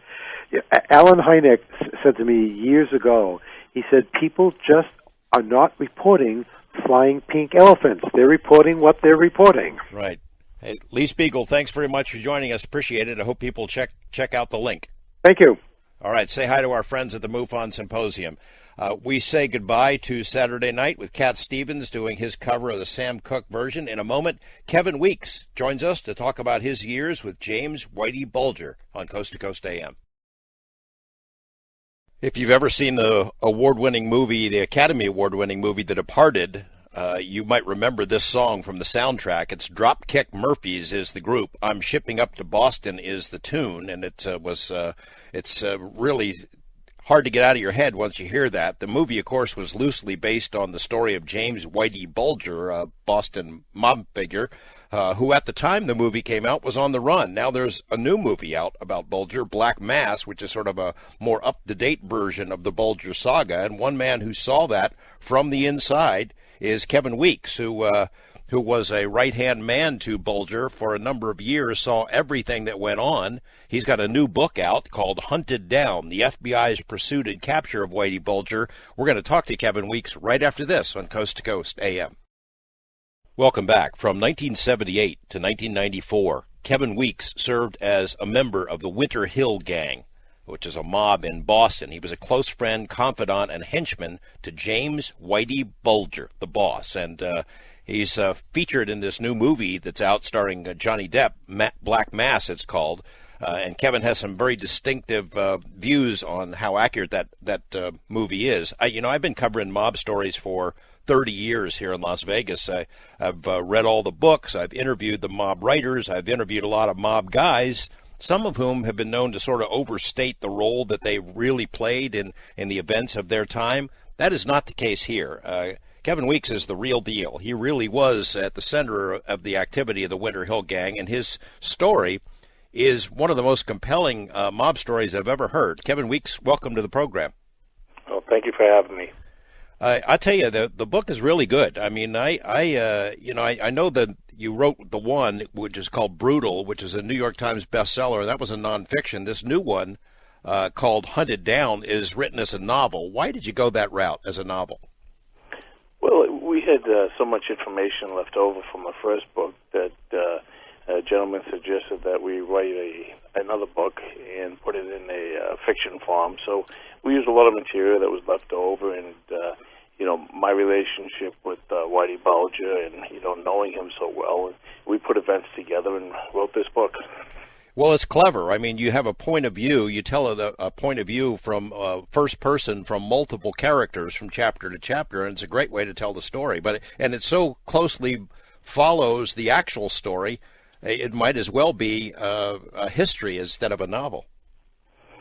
Yeah, it was based on pre-indictment. He was indicted in 95, and in 1994 he started traveling throughout Europe and around the United States and stashing money and different forms of identification in case he had to go on the run. It was kind of bad timing for you, I guess. The book came out in novel form, and like a day later, he was caught? Yeah, after 16 years, they caught him the next day. So, yeah, the timing was bad. So you had to start all over or rewrite it? Yeah, we rewrote the book, and we put some chapters in that weren't there before, and we brought it up to date. I want to talk about your life with him and the friendship that developed, but let's talk about this movie first. You don't like it. You have bones to pick with it. Well, I didn't want to see the movie, but, my co-author and her family bought tickets, so they, basically asked if I would go and attend the film with them, knowing that I knew the story, and I went. And, it was so inaccurate, the portrayal of people's personalities, how we interacted with each other, events that took place, the chronological order. I mean, it was even Johnny Depp's portrayal. As far as the look, he had that down, but as far as how Jim Bulger acted and talked to people and things, it was just so far-fetched. You make the point that Bulger was not a profane man. He didn't swear. He didn't use the F word as he does in this movie. Well, we didn't use it amongst each other. We didn't swear at each other. We didn't berate each other. Naturally, when you're dealing with people that are in the business or in the street, and you're trying to shake them down or you're trying to drive home a point, you talk to them in a certain language. But dealing with the public and just regular civilians, we didn't talk to people like that. You don't like how you're portrayed. You said it makes you look like a knuckle-dragging moron. You're the first guy you see and anybody sees in the movie. It's your face on the screen. And I thought you were a really sympathetic character. I don't know you, but I thought you were the only likable guy in the movie. Yeah, well, I did a lot of bad things, and no one in that movie should be treated as sympathetic. I mean, we all did a lot of bad things and stuff. As far as my character, I mean, we're subservient. They have another fellow in the movie, Johnny Martirano, who was probably one of the founding members of the Winter Hill Gang, and they have Jim Bulger berating him, yelling at him about a bowl of peanuts. And if that was the case, Johnny Martirano would have killed him right then. We didn't talk to each other like that. It was, you had a lot of dangerous guys there, and everybody treated everyone with respect. The same thing with Steve the Rifleman Flemmy. You make that point, too, is that there's a place where Johnny Depp's character, Bulger, treats him kind of with disrespect. Flemmy was the same way. He might have killed him himself. Yeah, matter of fact, Stevie was more unpredictable than anybody. You never knew what he was thinking, and he was extremely dangerous and volatile. So, you had to be careful how you talk to each other. I mean, there was a friendship and everything, but still, you didn't talk to people. You didn't talk down to them. There's a scene in the movie where this fellow Tommy King got killed for exactly that reason. And, they show him getting killed. It didn't happen how they portray it in the movie, but he did, in fact, get killed for the way he talked to Jim Bulger. And so you have to take that into consideration and then turn it around. You think Jim Bulger's going to talk to these other people who have, killed 20 people at least apiece? No, they would have killed him if he talked to them like that. Well, let's talk a little bit about your life with him. First let's start with the nickname, the Whitey Bulger. I guess everybody refers to him. I've used that in stories that we've done. I guess you can't help it. That's how people know him. But if he hated the name, right? Yeah, that was a nickname he got when he was real young. He had this platinum blonde hair. And, he used to steal cars, and he'd just be doing things as a young kid. And, when he was 13 years old. And the cops would be chasing after him, and they could never catch him. And so they'd just yell out, "Why do you so-and-so, we're going to get you." And that's how the nickname stuck. How did you meet him? You were working as a bouncer at some club? Yes, I started when I was 18 years old at Triple O's in South Boston. And Jim Bulger and Steve Flemmy, when I say Jim Bulger, that's Whitey, they used to frequent the bar. And over the course of time, we'd have conversations. I got into a lot of fights, and he was there for some of them. And, he took an interest in me. And over the course of time, I got more and more involved with them in crime. Did you know right from the get-go what these guys did? Oh, I knew who he was when I was 13 years old in the town. I saw him one day coming out, and I was driving by with my older brother, and I was staring at him, and my brother, grabbed me by the arm and said, "Don't look at him, don't look at him." And he told me who he was. So I knew his reputation in the town. Everybody knew. Yeah, everybody knew who he was. So describe him. I mean, what kind of guy he was? Or is? Well, he always worked out. He was very disciplined. He was well-read. I mean, he was a really intelligent guy. He was extremely violent. And at the same time, he tried, he helped out people, too. Whether that was to cultivate the people around that he was a good guy or not. But he did help a lot of people. But he was extremely violent, too, and extremely smart. He was Machiavellian. What about this Robin Hood thing that you're sort of alluding to, the idea that he would help people out or give them money or, support them when they're down? Is that so they'd be his eyes and ears, or what was going on there? Or was he cultivating an image? It wasn't so much, his eyes and ears, because he helped a lot of people that were down and out in the neighborhood, people that had less. But at the same time, he always said, "Make people fear you, but not hate you." So with his reputation, people did fear him. And he did help people out. And at the same time, if someone heard something, they would come and tell him what was going on. So, you're right when you say the eyes and ears. He did have a lot of people around that really liked him that would come and tell him different things. So at this bar, he sees that you're a brawler. You can take care of yourself. He starts giving you jobs. What did he have you do? Well, when I first started, the first time he actually picked me up, and we drove up Broadway, it's the main street in South Boston, and he pointed out this fellow. He got out of the car, and I got out of the car, and there was words exchanged, and I beat the guy up. And a couple of days later, he saw me, and he gave me an envelope with $1,000 in it. About a week later, he picked me up again, and we drove up to this bar in South Boston, Cassidy's. It's no longer there. And we picked up this fellow. He got in the car with us. We drove to a vacant, actually, it was a baseball field, but there's no one there. And this fellow supposedly had slapped his niece. And so once he started hitting him, I started hitting him and, beat him up pretty bad. And then we drove back to the bar and threw him out in front so everyone could see what happened to him.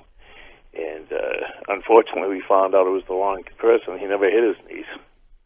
But about a couple of days later, he picked me up again. He gave me an envelope with $5,000 in it. So over the course of probably 10 days, 8 to 10 days, I've beaten up 2 people, and I made $6,000. In the meantime, I'm working the bar, bouncing and having all kinds of fight, and I'm only getting $25 a night. So, it really wasn't hard to me to decide which was the best way to go as far as money. Eventually, you get closer and closer to him. You start driving him. Now, that in classic Italian mob scenarios, the driver is the key guy. He's the guy that's most trusted. Well, that's a misnomer. I didn't drive Jim Bulger. Actually, no one drove him. He drove himself. But I was in the car with him every day. There was times I drove him and dropped him off at different times, But most of the time it was him doing the driving, and I was with him in the car. And describe for me the scene with the Italians then. The movie makes a big deal out about how there was a rivalry, the Winter Hill Gang versus the Italian mob at the time in Boston. What was it like? Oh, it wasn't so much a rivalry. It was a working relationship. I mean, the two groups distrusted each other, but at the same time, there was a lot of money being made, and so everyone got along rather than have a war where no one makes money. So there was a truce there. People got along. I'd say it's kind of like the government today. Verify but don't trust. You hear that a lot? Yeah. Well, that's how it was back then. So in the movie, that's sort of the central drama is that James Bulger cuts a deal with the FBI, and they're going to help. He's going to help the FBI take down the Italian mob. Is there anything to that? Yeah. See, here's another problem with the movie. They actually have Jim Bulger joining up, making this alliance with John Connolly to take down the Italian mob. And he goes to Steve Fleming in the movie and tells him he's going to use them as an asset to take down the mob because the Italian mob's trying to take them down. But the truth of the matter is that Steve Fleming was already an informant since 1965. He was the liaison between the Irish and the Italians, and he would basically go over there, and whatever information he got on the mafia, he was given to the FBI to use against them. Before Connolly even got into the picture. Yeah, it goes all the way back to Paul Rico, H. Rico, and another Agent Condon. They actually had cultivated, Steve Fleming and his brother back in 1964 and 65 to be FBI informants. So Fleming was doing it first. Do you think he's the one that got Bulger involved in doing the same thing, or how do you think that happened? Well, I've often questioned that, how it came about. Steve Fleming went on the run. Him and another fellow blew up Joe Barbosa's attorney, and he lived, but he lost a leg. And the other fellow was eventually caught down in New York. And Steve Fleming got a call from H. Paul Rico telling him the coast was clear 5 years later, and he came back. And when he came back, he teamed up with Jim Bulger, and then all of a sudden Jim Bulger became an FBI informant. So, the story is that Connolly approached Jim Bulger to use them against the mafia. I don't know exactly what happened, And was Connolly really, he grew up in the neighborhood? Is that how he knew Bulger as portrayed in the movie, or is that exaggerated? No, he grew up in the same housing project as Jim Bulger. And, South Boston's a small community. It was really tight. There was probably maybe 32,000 people in the community at the time, and everybody knows everybody. I mean, it sounds funny, but everyone did know, and you know who the players are and who's doing what around here. So, he did know him for a long time. I'll tell you, in the movie, that was the part that I found not believable. I don't know it as you do, obviously, but the John Connolly character, this FBI agent, he just seemed like he was too stupid to be an FBI agent. That his explanations about why he was protecting Bulger and it just wasn't believable at all. But I mean, the actor did a good job, but that part of the script I didn't like at all. But in reality, John Connolly was working for you guys as opposed to the FBI, right? Well, that's how, see, we would say we made a score, like we shook someone down, we got 500,000, and say there was 4 of us there. Well, we'd split the money 5 ways, so everyone got 100,000, and an extra 100,000 was put off to the side. It was called the EX fund, which was expense fund, and we used to take that and pay off our connections in law enforcement, for which John Connolly was getting money. So we always thought that Jim Bulger was paying him for information, because every time he came back from meeting with them, we got information on, operations that were taking place by state police, FBI, people that were wired up, places where there were bugs, what they were involved in, and so we could avoid prosecution. So we always figured that John Connolly was an asset to us. He was giving us information. Do you happen to know, and the movie kind of fudges this a little bit, about whether or not Bulger was giving useful information to the FBI against the Italians or anyone else? Well, what I found out was, I got away from John Connolly because when it came out they were informants. I went to Connolly and I said to him, I got a right to know. And he showed me all these, I believe they're called 302s or 209s, they're records. 302s, yeah. And I read these, and most of the information on the Italian Mafia was coming from Steve Flemmi. And he said to me, well, I put Jimmy's name in there just to justify my meeting with them. And I'm looking at, he's trying to explain this away to me. But then I'm looking through, and I see people that were around us, Irish guys, Polish guys, people that we were involved with directly, that had done things with us, that were paying us, that were actually friends of ours, and there was a lot of information on them, what they were doing, and that came directly from Jim Bulger. So it was a lot of people giving information then. Did anybody give information about you? Did Bulger give you up? No, and there's a real simple reason to that. I went to visit Steve Flemmi after he announced in Judge Wolf's courtroom that he was an informant. And I said to Stevie, Stevie, you're an informant. You giving people up? He goes, well, wait until everything comes out, Kevin. That's not true. It's not a big thing. I said, it's not a big thing. He says, yeah. He said, well, we never say anything about you. So I hung the phone up, you're talking through a glass, and I stood up and I looked at him and I said, Stevie, I says, you couldn't give me up. I said, because everything I did with you and Jimmy. I says, you couldn't give me up without giving yourself up. I mean, so, yeah, they didn't give me up, but that's the simple reason why. They would have had to give themselves up. I mean, it's no exaggeration to see that say that people who gave information to law enforcement were killed. Oh, definitely. And there's documented cases here that, murders I was involved with, that the FBI gave information on who was cooperating, and these people were killed for it. I mean, on orders of Bulger? Well, Bulger was part of it. In most cases, he was the one that was doing the shooting or the strangling, So, but, we were there. We were part of it. And, everyone had their job to do. And, yeah, they were killed, basically based on information that we were receiving from law enforcement. I mean, basically everybody understood that rule. If you give information, you rat, you're subject to a death penalty.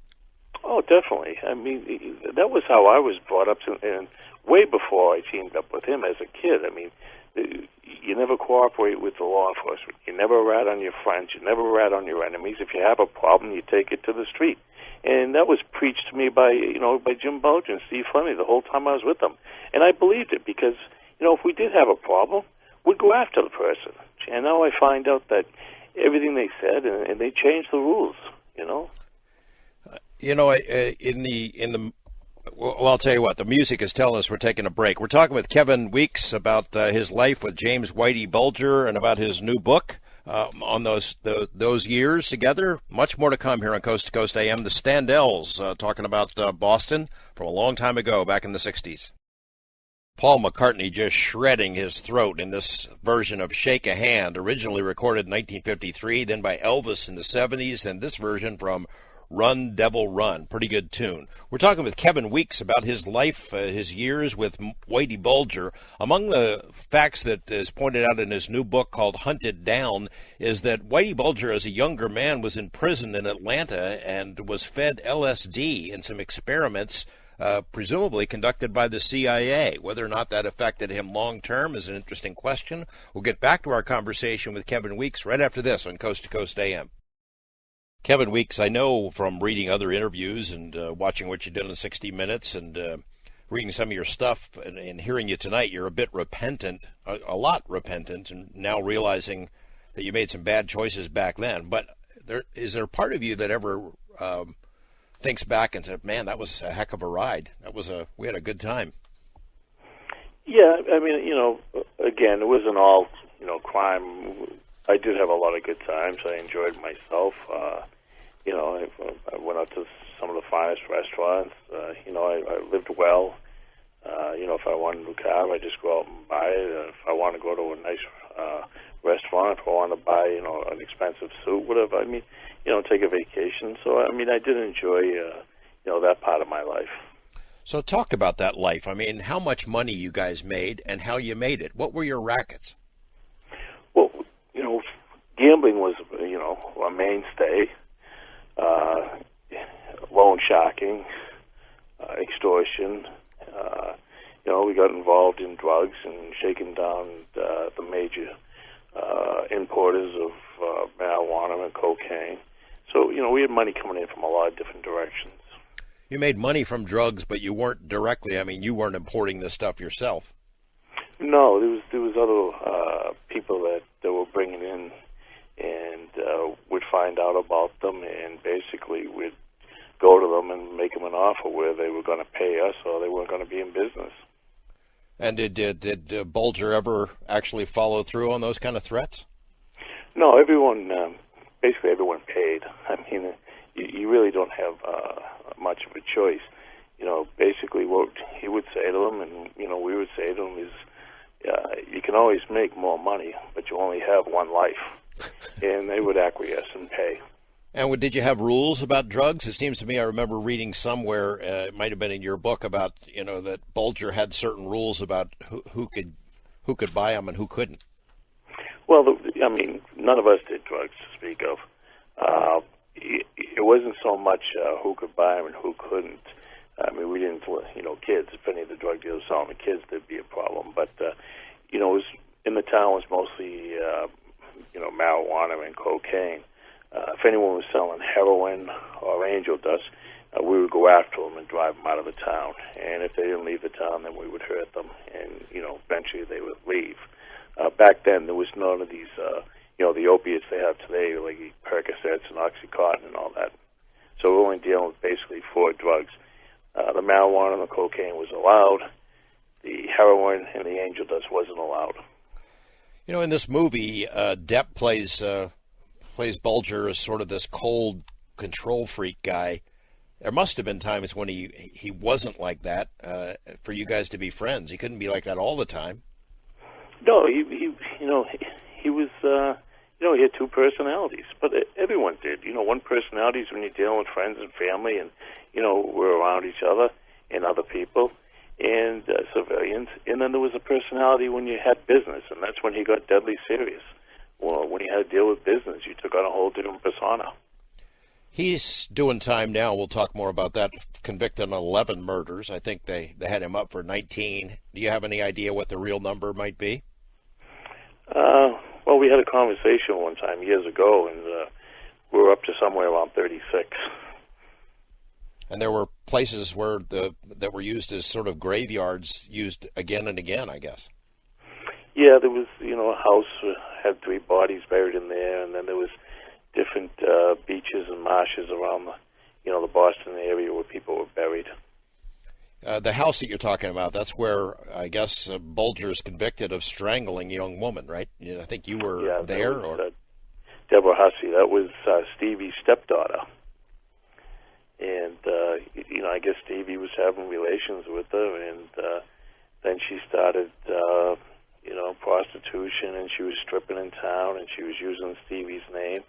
In the meantime, Stevie had told her things he shouldn't have told her, and, at that point, him and Jim Bulger decided that she was, a detriment, that she could hurt people, namely them, and she was killed.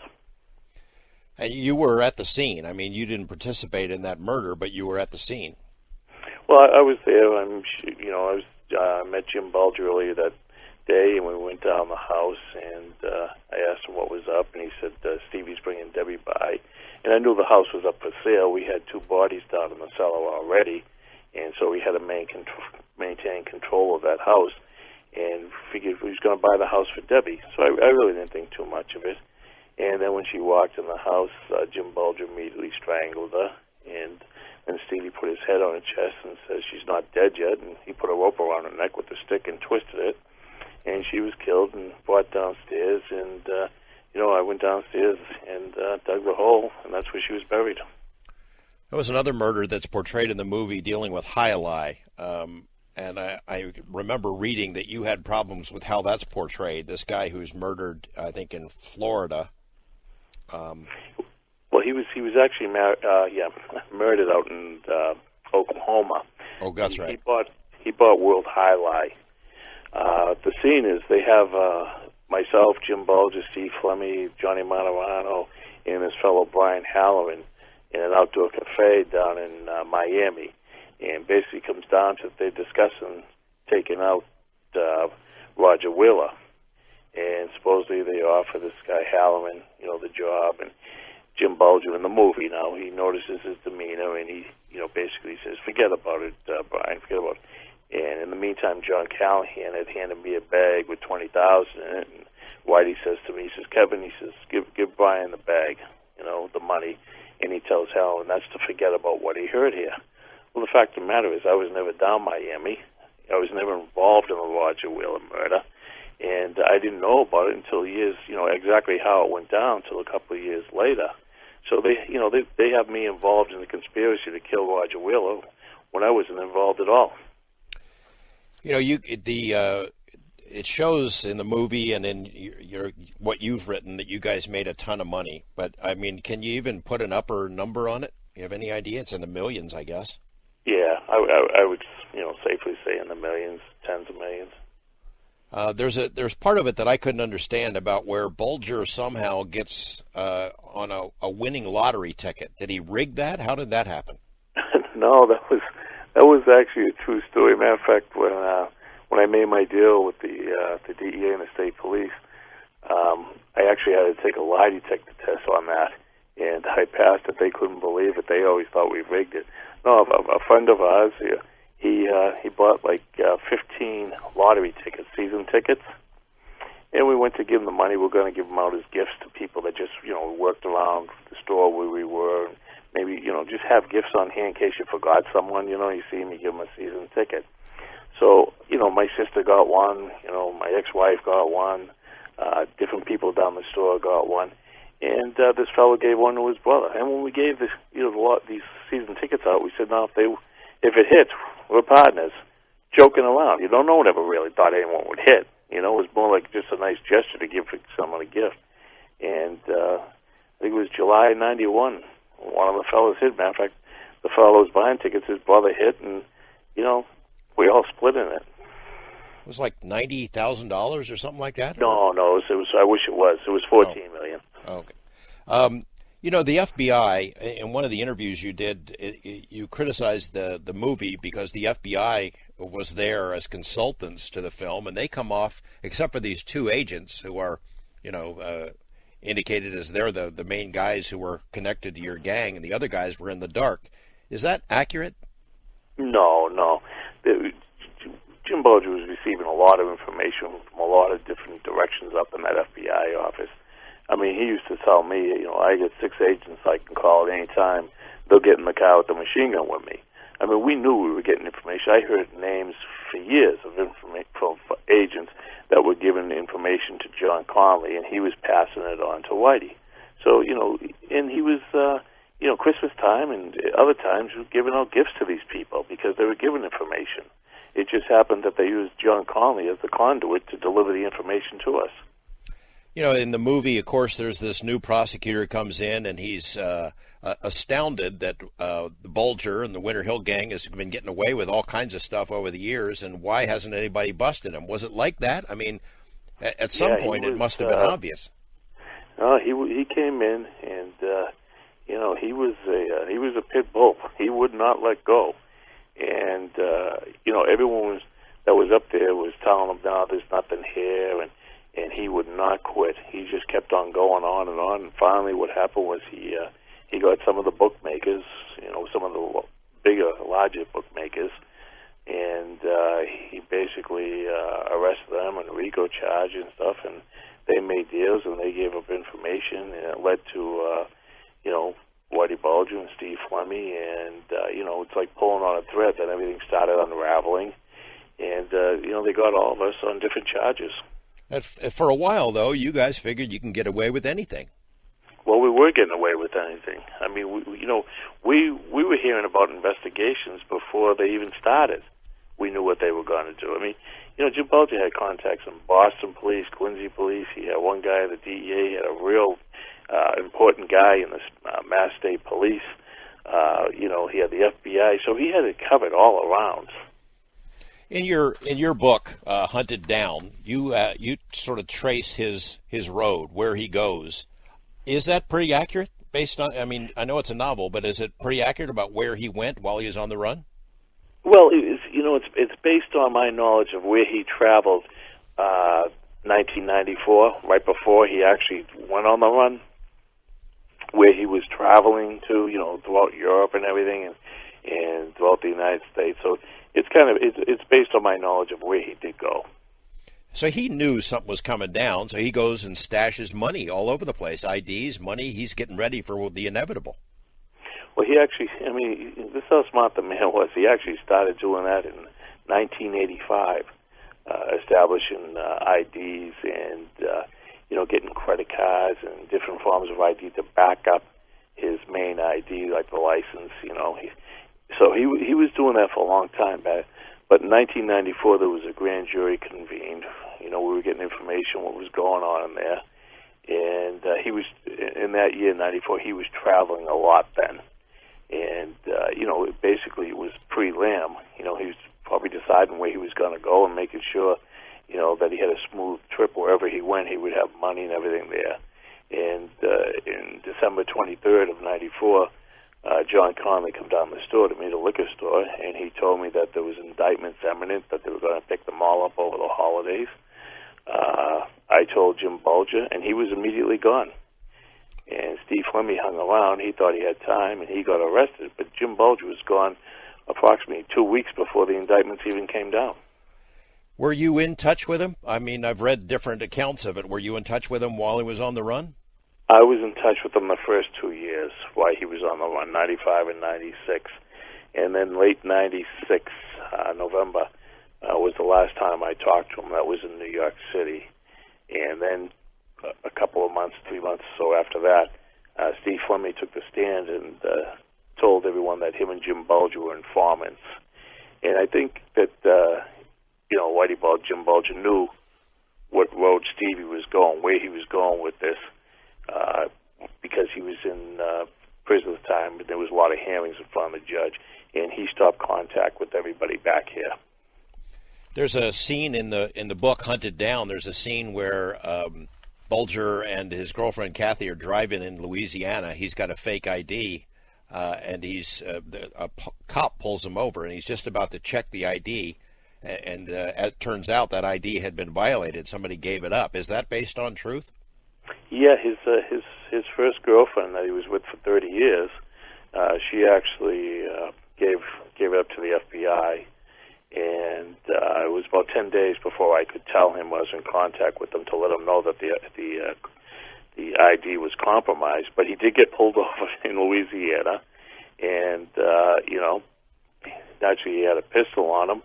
But the officer got another call, and he had to leave him because all he had him for was, I think it was like driving 5 or 6 miles, whatever it was, over the speed limit, not much. So he just let him go, and not even realizing who it was. He must have had other close calls in those years. I mean, it's an amazing. Did you think that he would ever be caught?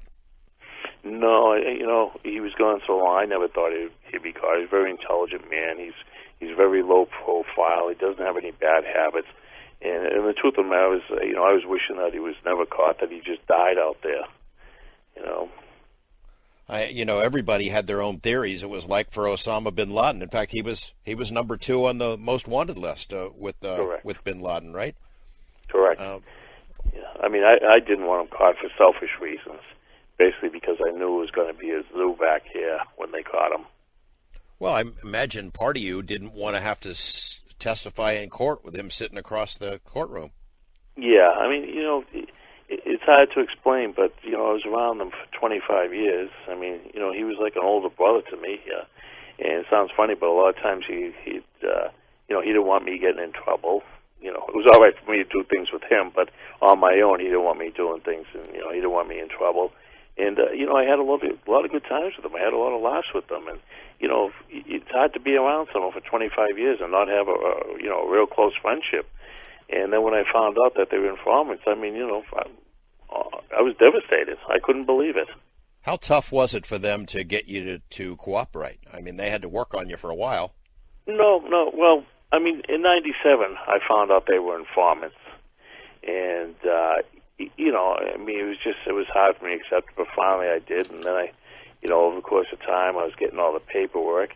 And then I got arrested in 1999, and I was in there a short time, maybe 3-4 weeks tops. And a lawyer came up to see me that I knew that actually represented them before, that was involved. And he showed me everything, and he says, Kevin, he says, they're no good. He says, they've been giving up everybody for years. And he says, I know. And he says, you're going to make some hard decisions. And in the meantime, a gentleman came up from the Justice Department of Washington and offered Steve Fleming 6 years. Yeah. All he has left is basically to give up is myself and Jim Bulger, and he's already, outed himself as an informant. So it wasn't a hard decision to make. I mean, which way I was going to go at that point. It was basically a race to beat him to it, but it was hard to do it, and it was hard to go against Jim Bulger. I mean, like I said, I really liked the guy. So Fleming, who'd killed a whole lot of people, he got a pretty good deal then. Well, Fleming got life. Oh, okay. He got life. Yeah, you're thinking of another fellow. Okay. Convicted of 20 murders, and yes. He ended up 14 years serving 12. The point in your book that you make about, I think it's Kathy, speaking from the viewpoint of Kathy, where she's talking about Bulger taking LSD in prison or agreeing to take it. Do you know much about that? Do you ever talk to you about it? Sure. I mean, he basically what would happen is, in this document, it's called the MK Ultra Project, and it was a Dr. Carl Pfeiffer that ran it. It was actually sponsored by Coca-Cola while he was in prison, and I think there was like about 36 inmates that volunteered for this program, and it was told to them that it was looking for a cure for schizophrenia, when actually they were looking for a truth serum. And out of those 36, I think 18 of them actually, went insane, and another 6 committed suicide, and he's one of the few that actually survived it, but he used to have really bad nightmares. Yeah, I just wonder what the long-term effects of something like that are. In the movie, they said he took it like 200 times, which, holy cow, that's a lot of LSD. I don't know if he took it that much. I think I think he took it probably about 50 times. Well, that's a lot too. We're talking with Kevin Weeks about his years with James Whitey Bulger. We'll be opening up the phone lines with your questions about his new book, Hunted Down, or any of his life back in that era. Stay with us. Much more to come here on Coast to Coast AM. That's Robin Trower from 1974, In This Place. We're talking with Kevin Weeks about his new book, Hunted Down, the FBI's Pursuit and Capture of Whitey Bulger. It's a novel, but it reads like a nonfiction book. And as we've been hearing, it was quite a time, Kevin's life with Whitey Bulger. So many people died, so many went to prison. There were many who were informants, including Bulger himself, and others who became government witnesses. There's one person in this saga who never talked, has never been willing to talk. I'm going to give you that name in just a little bit, and we'll open up the phone lines with your questions from my guest here on Coast to Coast AM. Kevin Weeks, you told us what you think about the new book, the new movie, Black Mass. What did you think about The Departed, Martin Scorsese's movie with Jack Nicholson as sort of a Whitey Bulger character? Well, that was based on a Hong Kong novel called Infernal Affairs, And what they did was they jumped on the climate in Boston, and they tried to make Jack Nicholson's character like a Whitey-esque character. But it basically had nothing to do with what we were doing back here. There's stories that that Bulger himself went to see that movie at some point, snuck in the theater and saw it. Yeah, I believe he did. I mean, I think they had videotape of him actually. They discovered later on going up an escalator or something into the theater. There was so many reports of him over the years. He's here, he's there. It was almost comical, I think. I wonder how many of those were true. I don't think any of them were true. What they had. I mean, I remember seeing the picture of the gentleman in England with his girlfriend. Now, his girlfriend did look a little bit like Catherine, but the gentleman didn't resemble Jim Bulger. I think basically their pursuit of him, the feds used that as an excuse to take a trip, go on vacation. You know, you said that you wanted him, you just wished he'd stay gone. I'm sure the FBI or other law enforcement, they wanted him gone too, because him returning is a major embarrassment for him, isn't it? It's an embarrassment for everybody. It dredges up a lot of old wounds to victims' families, and the spotlight was back on the FBI, the corruption back here, and like I said, for selfish reasons, I didn't want him caught because I knew this was going to, dredge up everything again. Do you feel that the FBI skated on this? I mean, Conley, of course, went to prison, but in general, there should have been more people punished because they knew what was going on. Definitely, but the statute of limitations was up on a lot of the people involved, so they really couldn't do much. Conley retired in '90, but he was still in contact, and he tipped off in '94. That's how he got indicted. H. Paul Rico was indicted for the murder of Roger Wheeler, but he died. I think he was in jail for about 3 months, and then he died. So a lot of agents skated, sure. What promises did they make to you? You did, I think, 5 years, right? Yeah, they actually, I went from a life sentence, and I made a plea deal with them, and I went down to up to 20 years I could receive.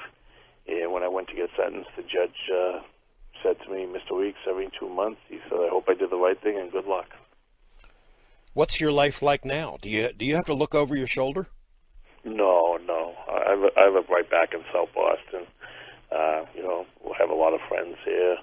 I see people that I did things with and stuff, and, everybody, we all get along. I mean, I was received well when I came back. My life is quiet today. I remarried. I have a beautiful wife. I have a great relationship with my first wife, and I have a great relationship with my sons and, people in the community. So my life is very quiet, but I have a good life now. Well, one of the interesting perspectives that you give in your new book, Hunted Down, is Kathy Grieg, and I hope I'm pronouncing her last name correct. His long-suffering girlfriend. She's the loyal one. This week there was a story in the news that Bulger's girlfriend had been indicted for contempt. They brought her up before a grand jury and asked her to testify about who helped them while they're on the run. Tell us where he's got money stashed, and she wouldn't talk. I mean, she's like basically the only person that never talked. Yeah, I mean, Catherine is really a really nice person, and she's very loyal to him. I mean, she loves him, and I'm sure when she took off with him, he was only charged with basically was gambling, extortion.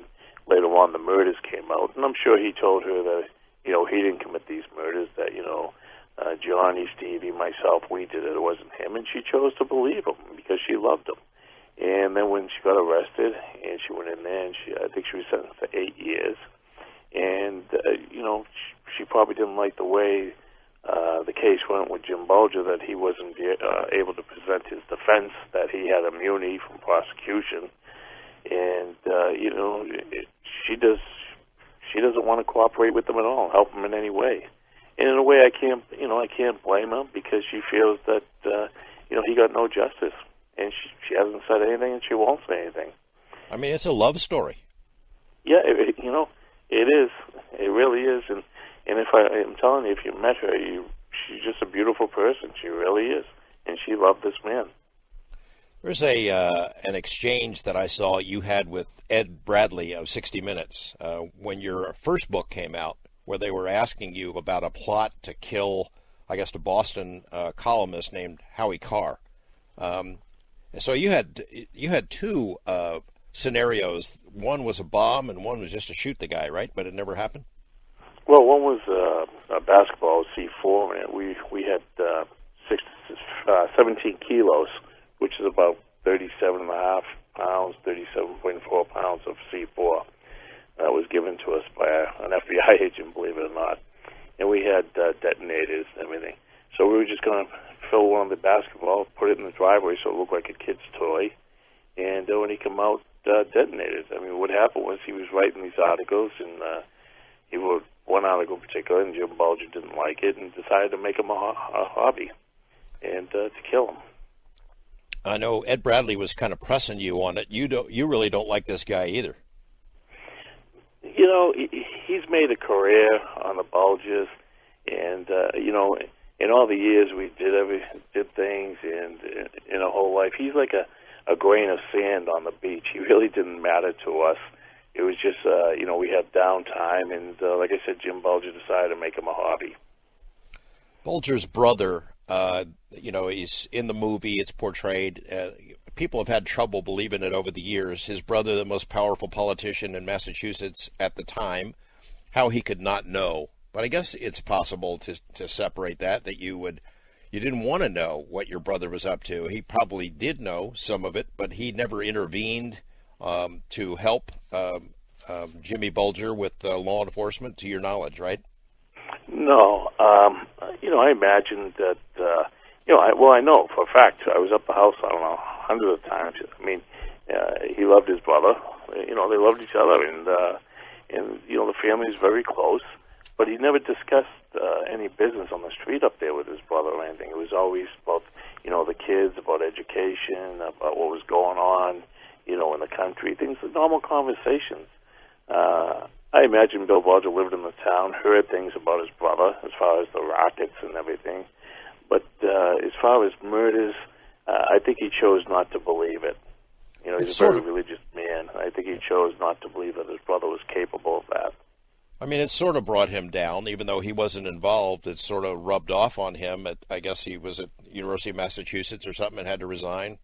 Yeah, he was the president of UMass, and after he went to the congressional hearings, he was basically forced to resign his position. Let's take a couple of calls. We're going to go east of the Rockies. Steve in Bowling Green, Kentucky. Hi, Steve. You're on with Kevin Weeks. Good evening, gentlemen. Kevin, I am looking forward to reading your new book. I'm not one that goes to movies anymore. They always seem to blow everything out of proportion.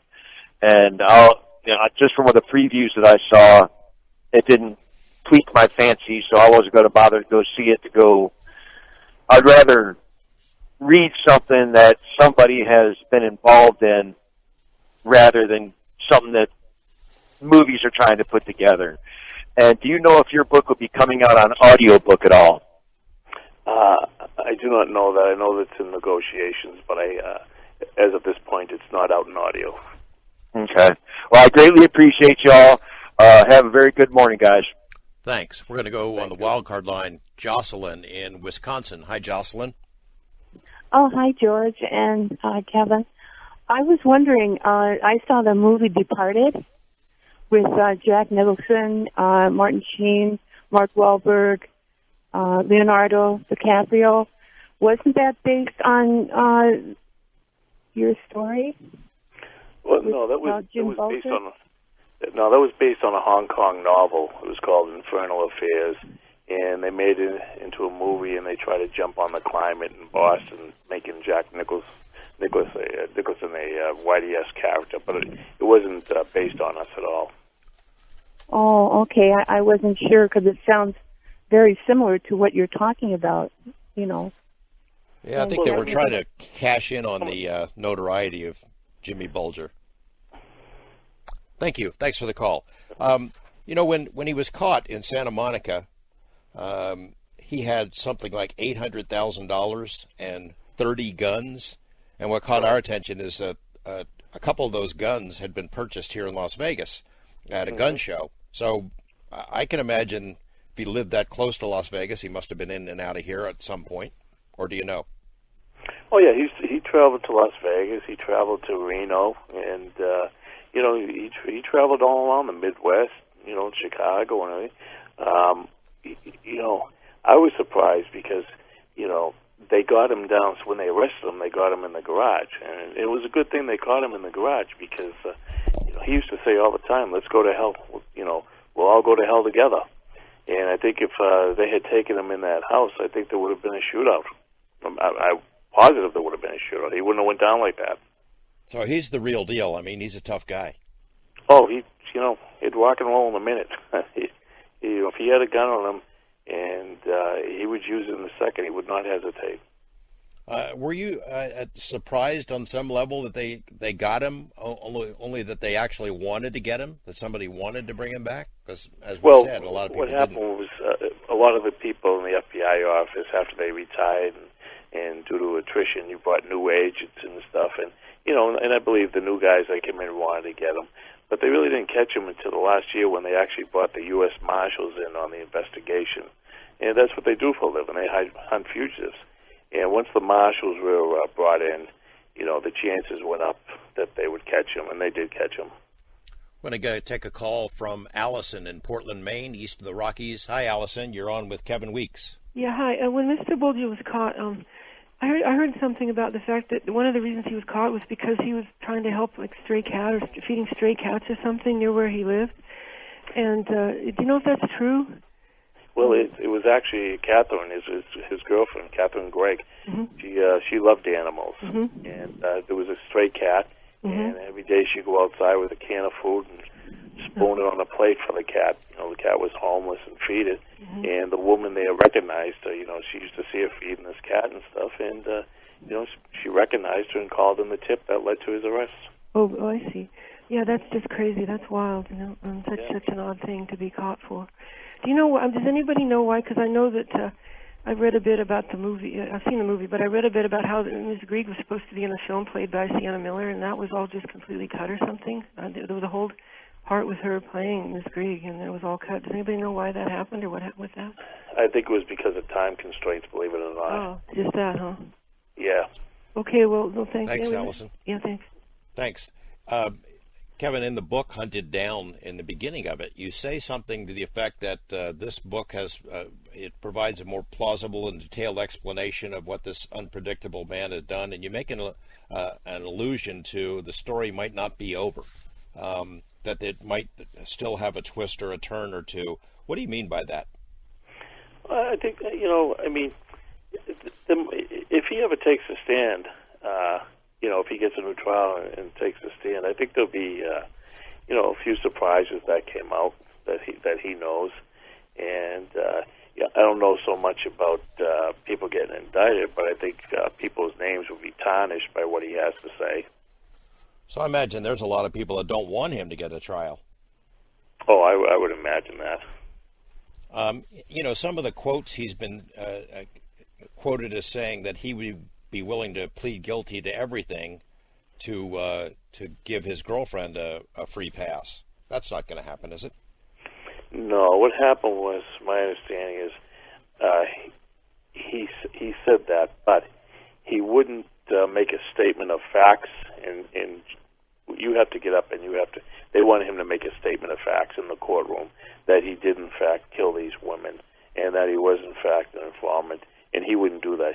Basically what he wanted to do is just plead out to the charges and not give a statement of facts, and he couldn't do that. They wanted him to tell them how he killed these people and who he killed and stuff, and he wouldn't agree with it. He would just say, yeah, I killed them, but he wouldn't get into the, he always denied killing the women.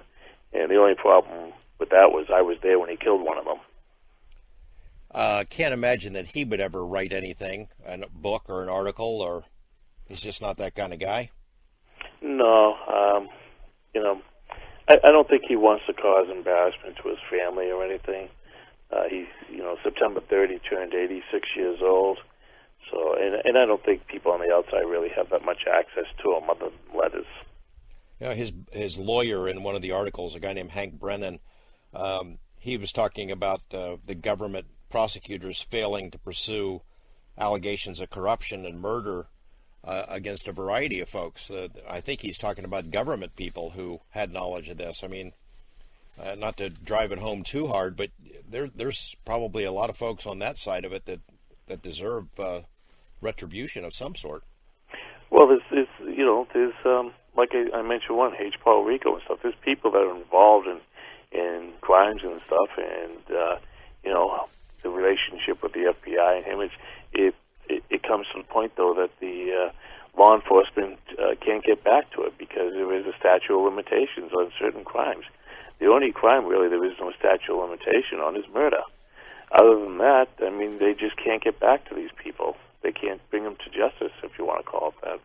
You mentioned a couple of times about how painful this is for the families to see this story all over, for the movie to come out and everything. And did they come after you? Did they come after their civil lawsuits? Well, that's how the first book got written. Brutal.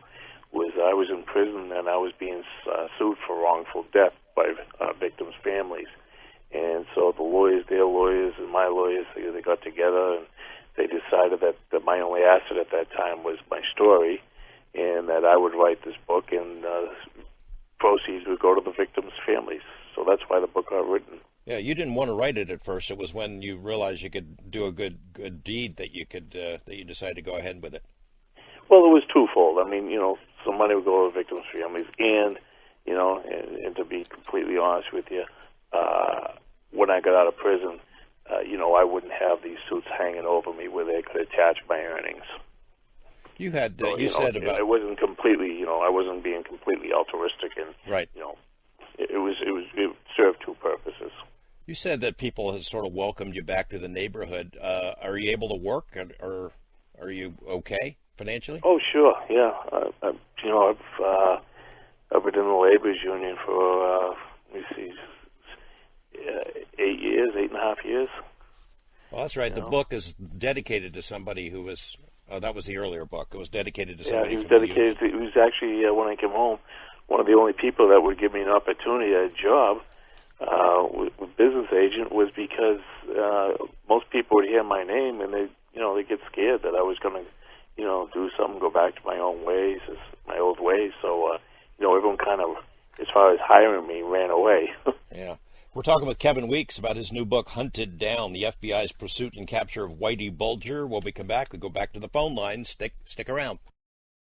There's the story of a crime spree that went terribly wrong, written by Texas troubadour Robert Earl Keen and recorded by the greatest country supergroup of all time, the Highwaymen. That song is called The Road Goes On Forever. We're talking with Kevin Weeks, co-author of Hunted Down, the FBI's Pursuit and Capture of Whitey Bulger. He was there. He's the real deal. He saw it with his own eyes. When we come back, we'll get to as many of your calls as we can here on Coast to Coast AM in our final segment. Our final segment with Kevin Weeks talking about his new book, Hunted Down, the FBI's Pursuit and Capture of Whitey Bulger. The book has a photo of Whitey Bulger in handcuffs and wearing an orange jumpsuit on its cover. It's a good book. It's illuminating. It's well written. I recommend it. I want to ask one more question before we go to the phones. What about the status of the Italian mob in Boston? I mean, here in Las Vegas, they were all squeezed out. The Jewish guys who owned casinos, who were frontmen for them, were squeezed out. Is the Italian mob still in Boston? And did something else replace the Winter Hill Gang? Well, the Italian mob is still in Boston. It's not as prolific as it used to be, but you have pockets and they're still around.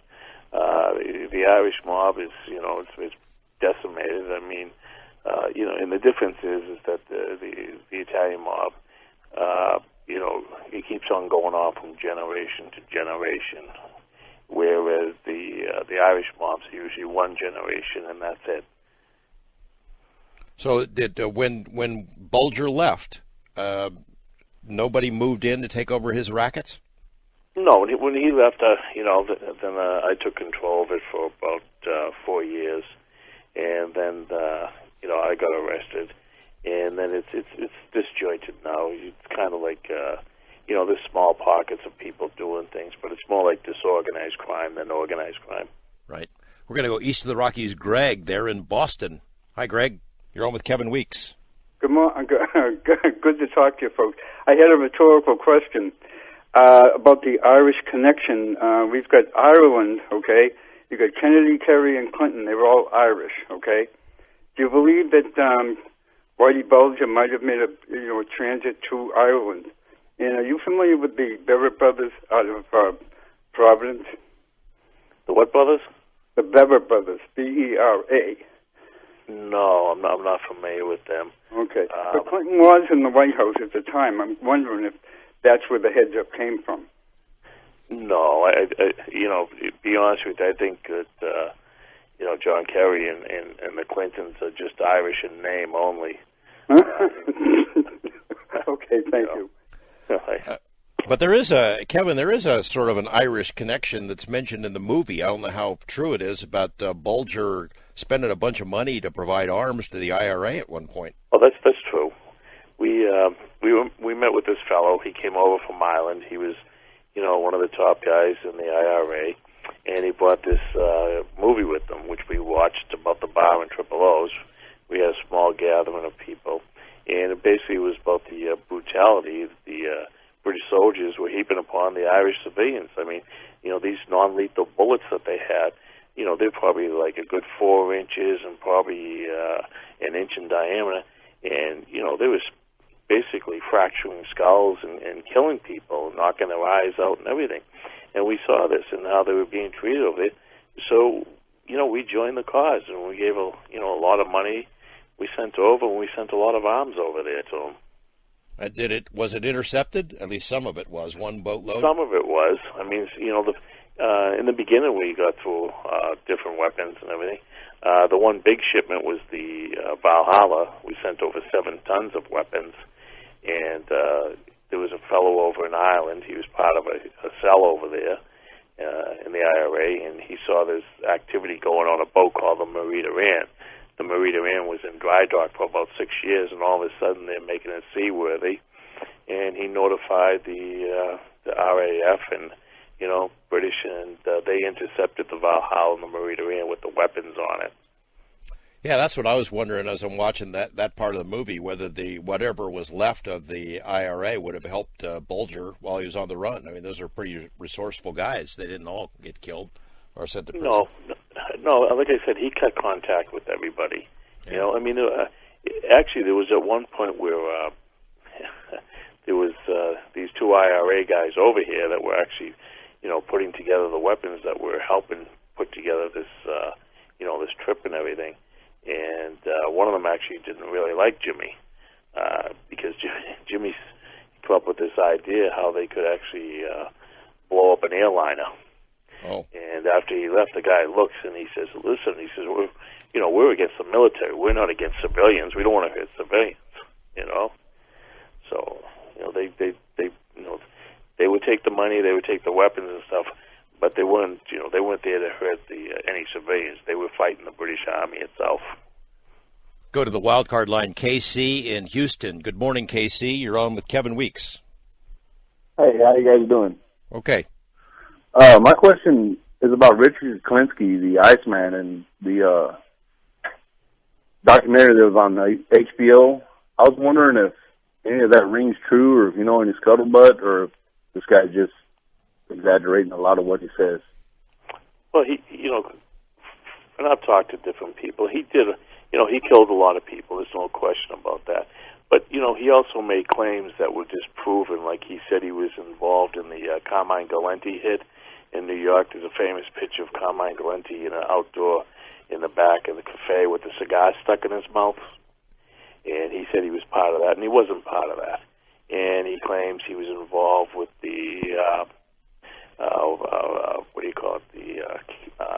Costello hit, and he wasn't involved in that, and the Castellano, he wasn't involved in that. So there was other things he did do, and there was things he didn't do. So, I mean, you have to figure it out. And how do you do that, Thanks, Casey. Appreciate it. That's my experience in interviewing a lot of mob guys over the years, is that they would embellish, maybe to sell books, maybe just to make themselves more important. But I haven't sensed any of that with you, Kevin. In fact, it's gone the other direction. Wildcard line, John in Long Beach. Hi, John. Hey, great to be on again, George. I've studied this Whitey Bulger thing. As a matter of fact, I followed the court case. I'm a journalist out here in L.A. I wanted to ask you, when it turned out that he was an informant, and him and Fleming and these guys would kill people for a real and imagined flights that were far worse than even talking to a cop.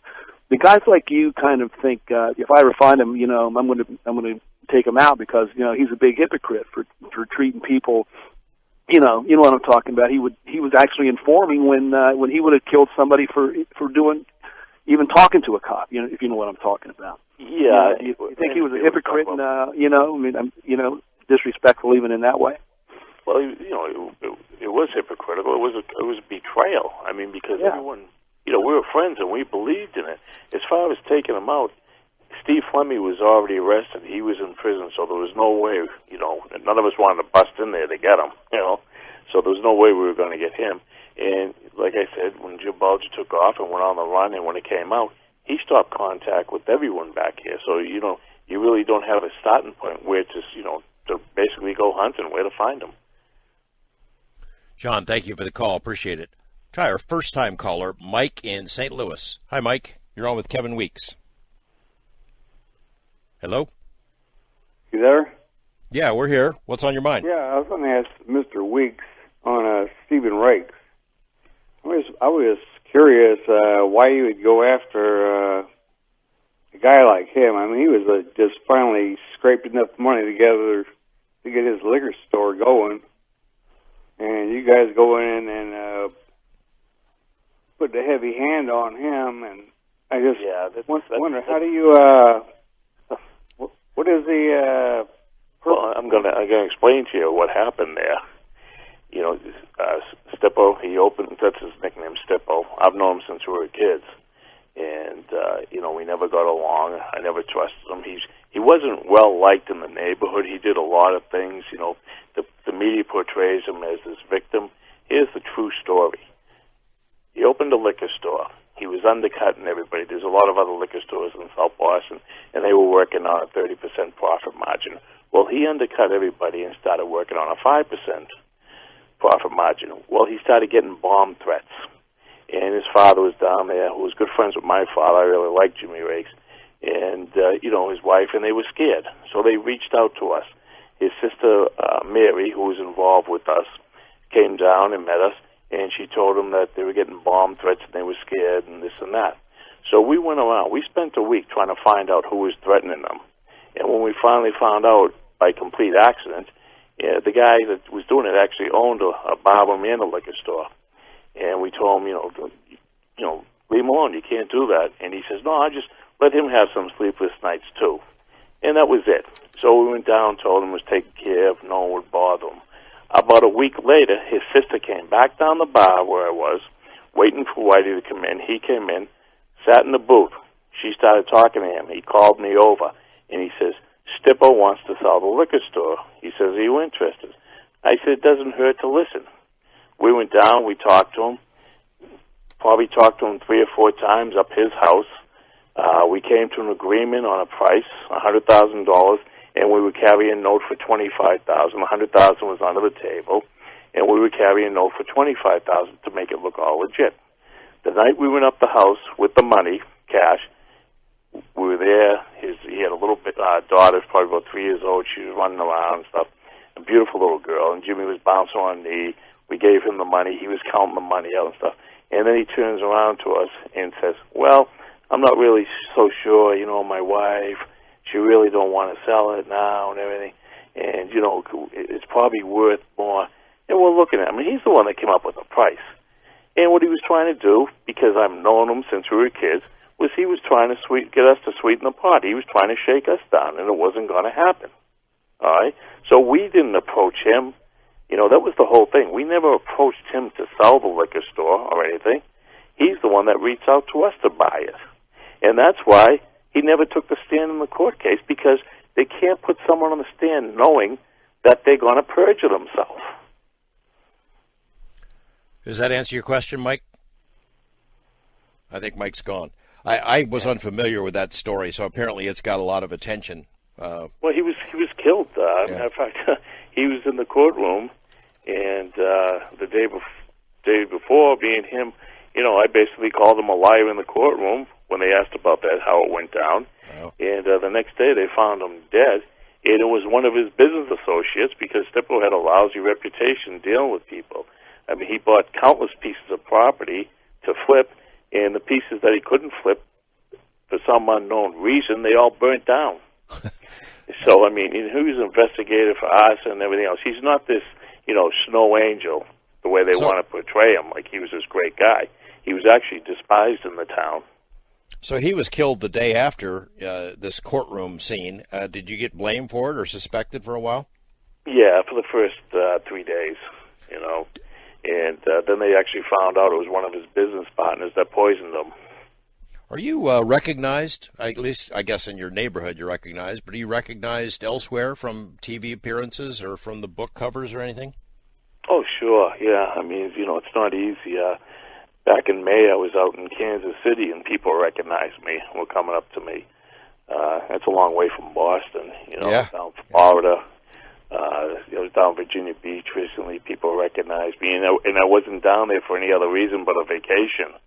It wasn't like I was promoting a book or anything. I was down there with one of my sons. He was playing in a paintball tournament, and people recognized me. So, yeah, I get recognized a lot. You imagine that there's a string of piles of money probably still sitting out there in a box somewhere around the world.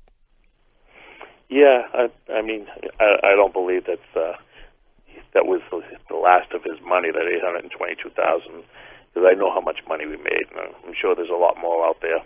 I mean, $822,000 in one place, that's a pretty good little stash. Yeah, it's, but, the biggest problem you have when you're, at that level, organized crime stuff, is basically where to hide the money. Yeah. So you really can't get it into the bank, so you have to get it working for you, and you have to figure out where to hide the money. I'd asked you before about what the conditions were. You were talking about you need to be able to tell the truth on the stand. That had to be a condition for you. One lie, and whatever deal they gave is done, right? Correct. I mean, and it's funny, when I went in there, and I made the deal, I was vetted by the DEA, the state police, the Justice Department, even the FBI. I mean, I had all these different law enforcement agencies, and a lot of them wanted to catch me in a lie so they could, null and void my deal. So I went away for life. And, it was real simple. I just went in and told the truth. How many times? And they checked everything I said. How many times did you have to testify? How many trials? Well, it was, law enforcement, a couple of connections, so 1, 2, 3, at least 4 times. In the movie, and I guess to some extent in your books, there are references to Whitey Bulger, James Bulger, as a family man. I know that his son, in the movie, his son dies in that time period, but in reality, you mentioned that it happened before you were on the scene. Correct. And then his mom dies, and both of those seem to have, at least in the movie version, had a profound effect on him. I don't want to make him into a martyr or something like that, but that part, I guess, is true. Well, put it this way: he already did time in Atlanta, Leavenworth, and Alcatraz before his son was born. He came out of prison; his son was born after that. So he was already a criminal, and he was already violent before all that happened. That's Hollywood trying to put the spin on it. That this is why he was so violent, because of the death of his son, the death of his mother. He was already violent. He was already violent. Did the death of his mom, did it set him in a different path? Did it affect him, make him harder or colder, or was it just the same? No, he was already involved in organized crime. He was, he'd already gone through a gang war and everything else. He was already involved in organized crime before his mother died. All the money that was paid to cops, did you ever deliver that stuff? Did you deliver envelopes to the police officers, to agents?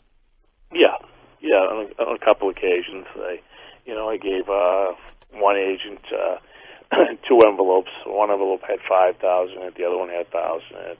There was Boston police that got envelopes. Some agents really were, they consider themselves more friends than corrupt. So those people, you give them like Lily Crystal, or you give them like a Chelsea clock, things like that, so they could take it without being offended that they were corrupted, you know. Oh, so they can say, I never took any money. I never took any money, but I took this, you know. It's different. Hey, we have about a minute or so left. Tell me about the writing process. This co-author of yours, Phyllis Karras, you've done 2 books with her now. I mean, it's really good stuff. I don't know how much of this writing you do, or that you tell the stories and she puts it onto the pages, or you do some of the writing, but it's pretty good. Well, basically, you had the second scenario is I would tell her the story, and she would put it down and write it, and then she would send it back to me, and I would go over it, and if there's any corrections and stuff, and I'd send it back to her, and then the final copy was made, and that's how it worked. We had a good working relationship. In Boston, I know you would do interviews, I would imagine, to help promote the book, but are you somebody that local media would call up and say, hey, can you give us an interview about this or that, or those old days, or is it all old news for them? They constantly, reach out to me in the newspapers and the TV stations and stuff. Matter of fact, this time I decided I'd just do one TV station because, it gets old after a while. Sure, so tell the same story again and again. That was it. Yeah, I just, I don't want to relive it. I don't want to rehash it. Kevin Weeks, really interesting book. Thank you for joining us. Appreciate it. Well, thank you for having me. All right, we'll have you again sometime if you write another one. Hunted Down is the name of the book, and it's very entertaining. Story about his years with Whitey Bulger. Thanks also to my earlier guests, Lee Spiegel and Troy Hudson, and to my colleagues there at Coast to Coast, Dave Buginski, Ben Haley, our webmaster Sean, Dan Galani, Chris Boros, and I'll be back tomorrow night. Good night, everyone.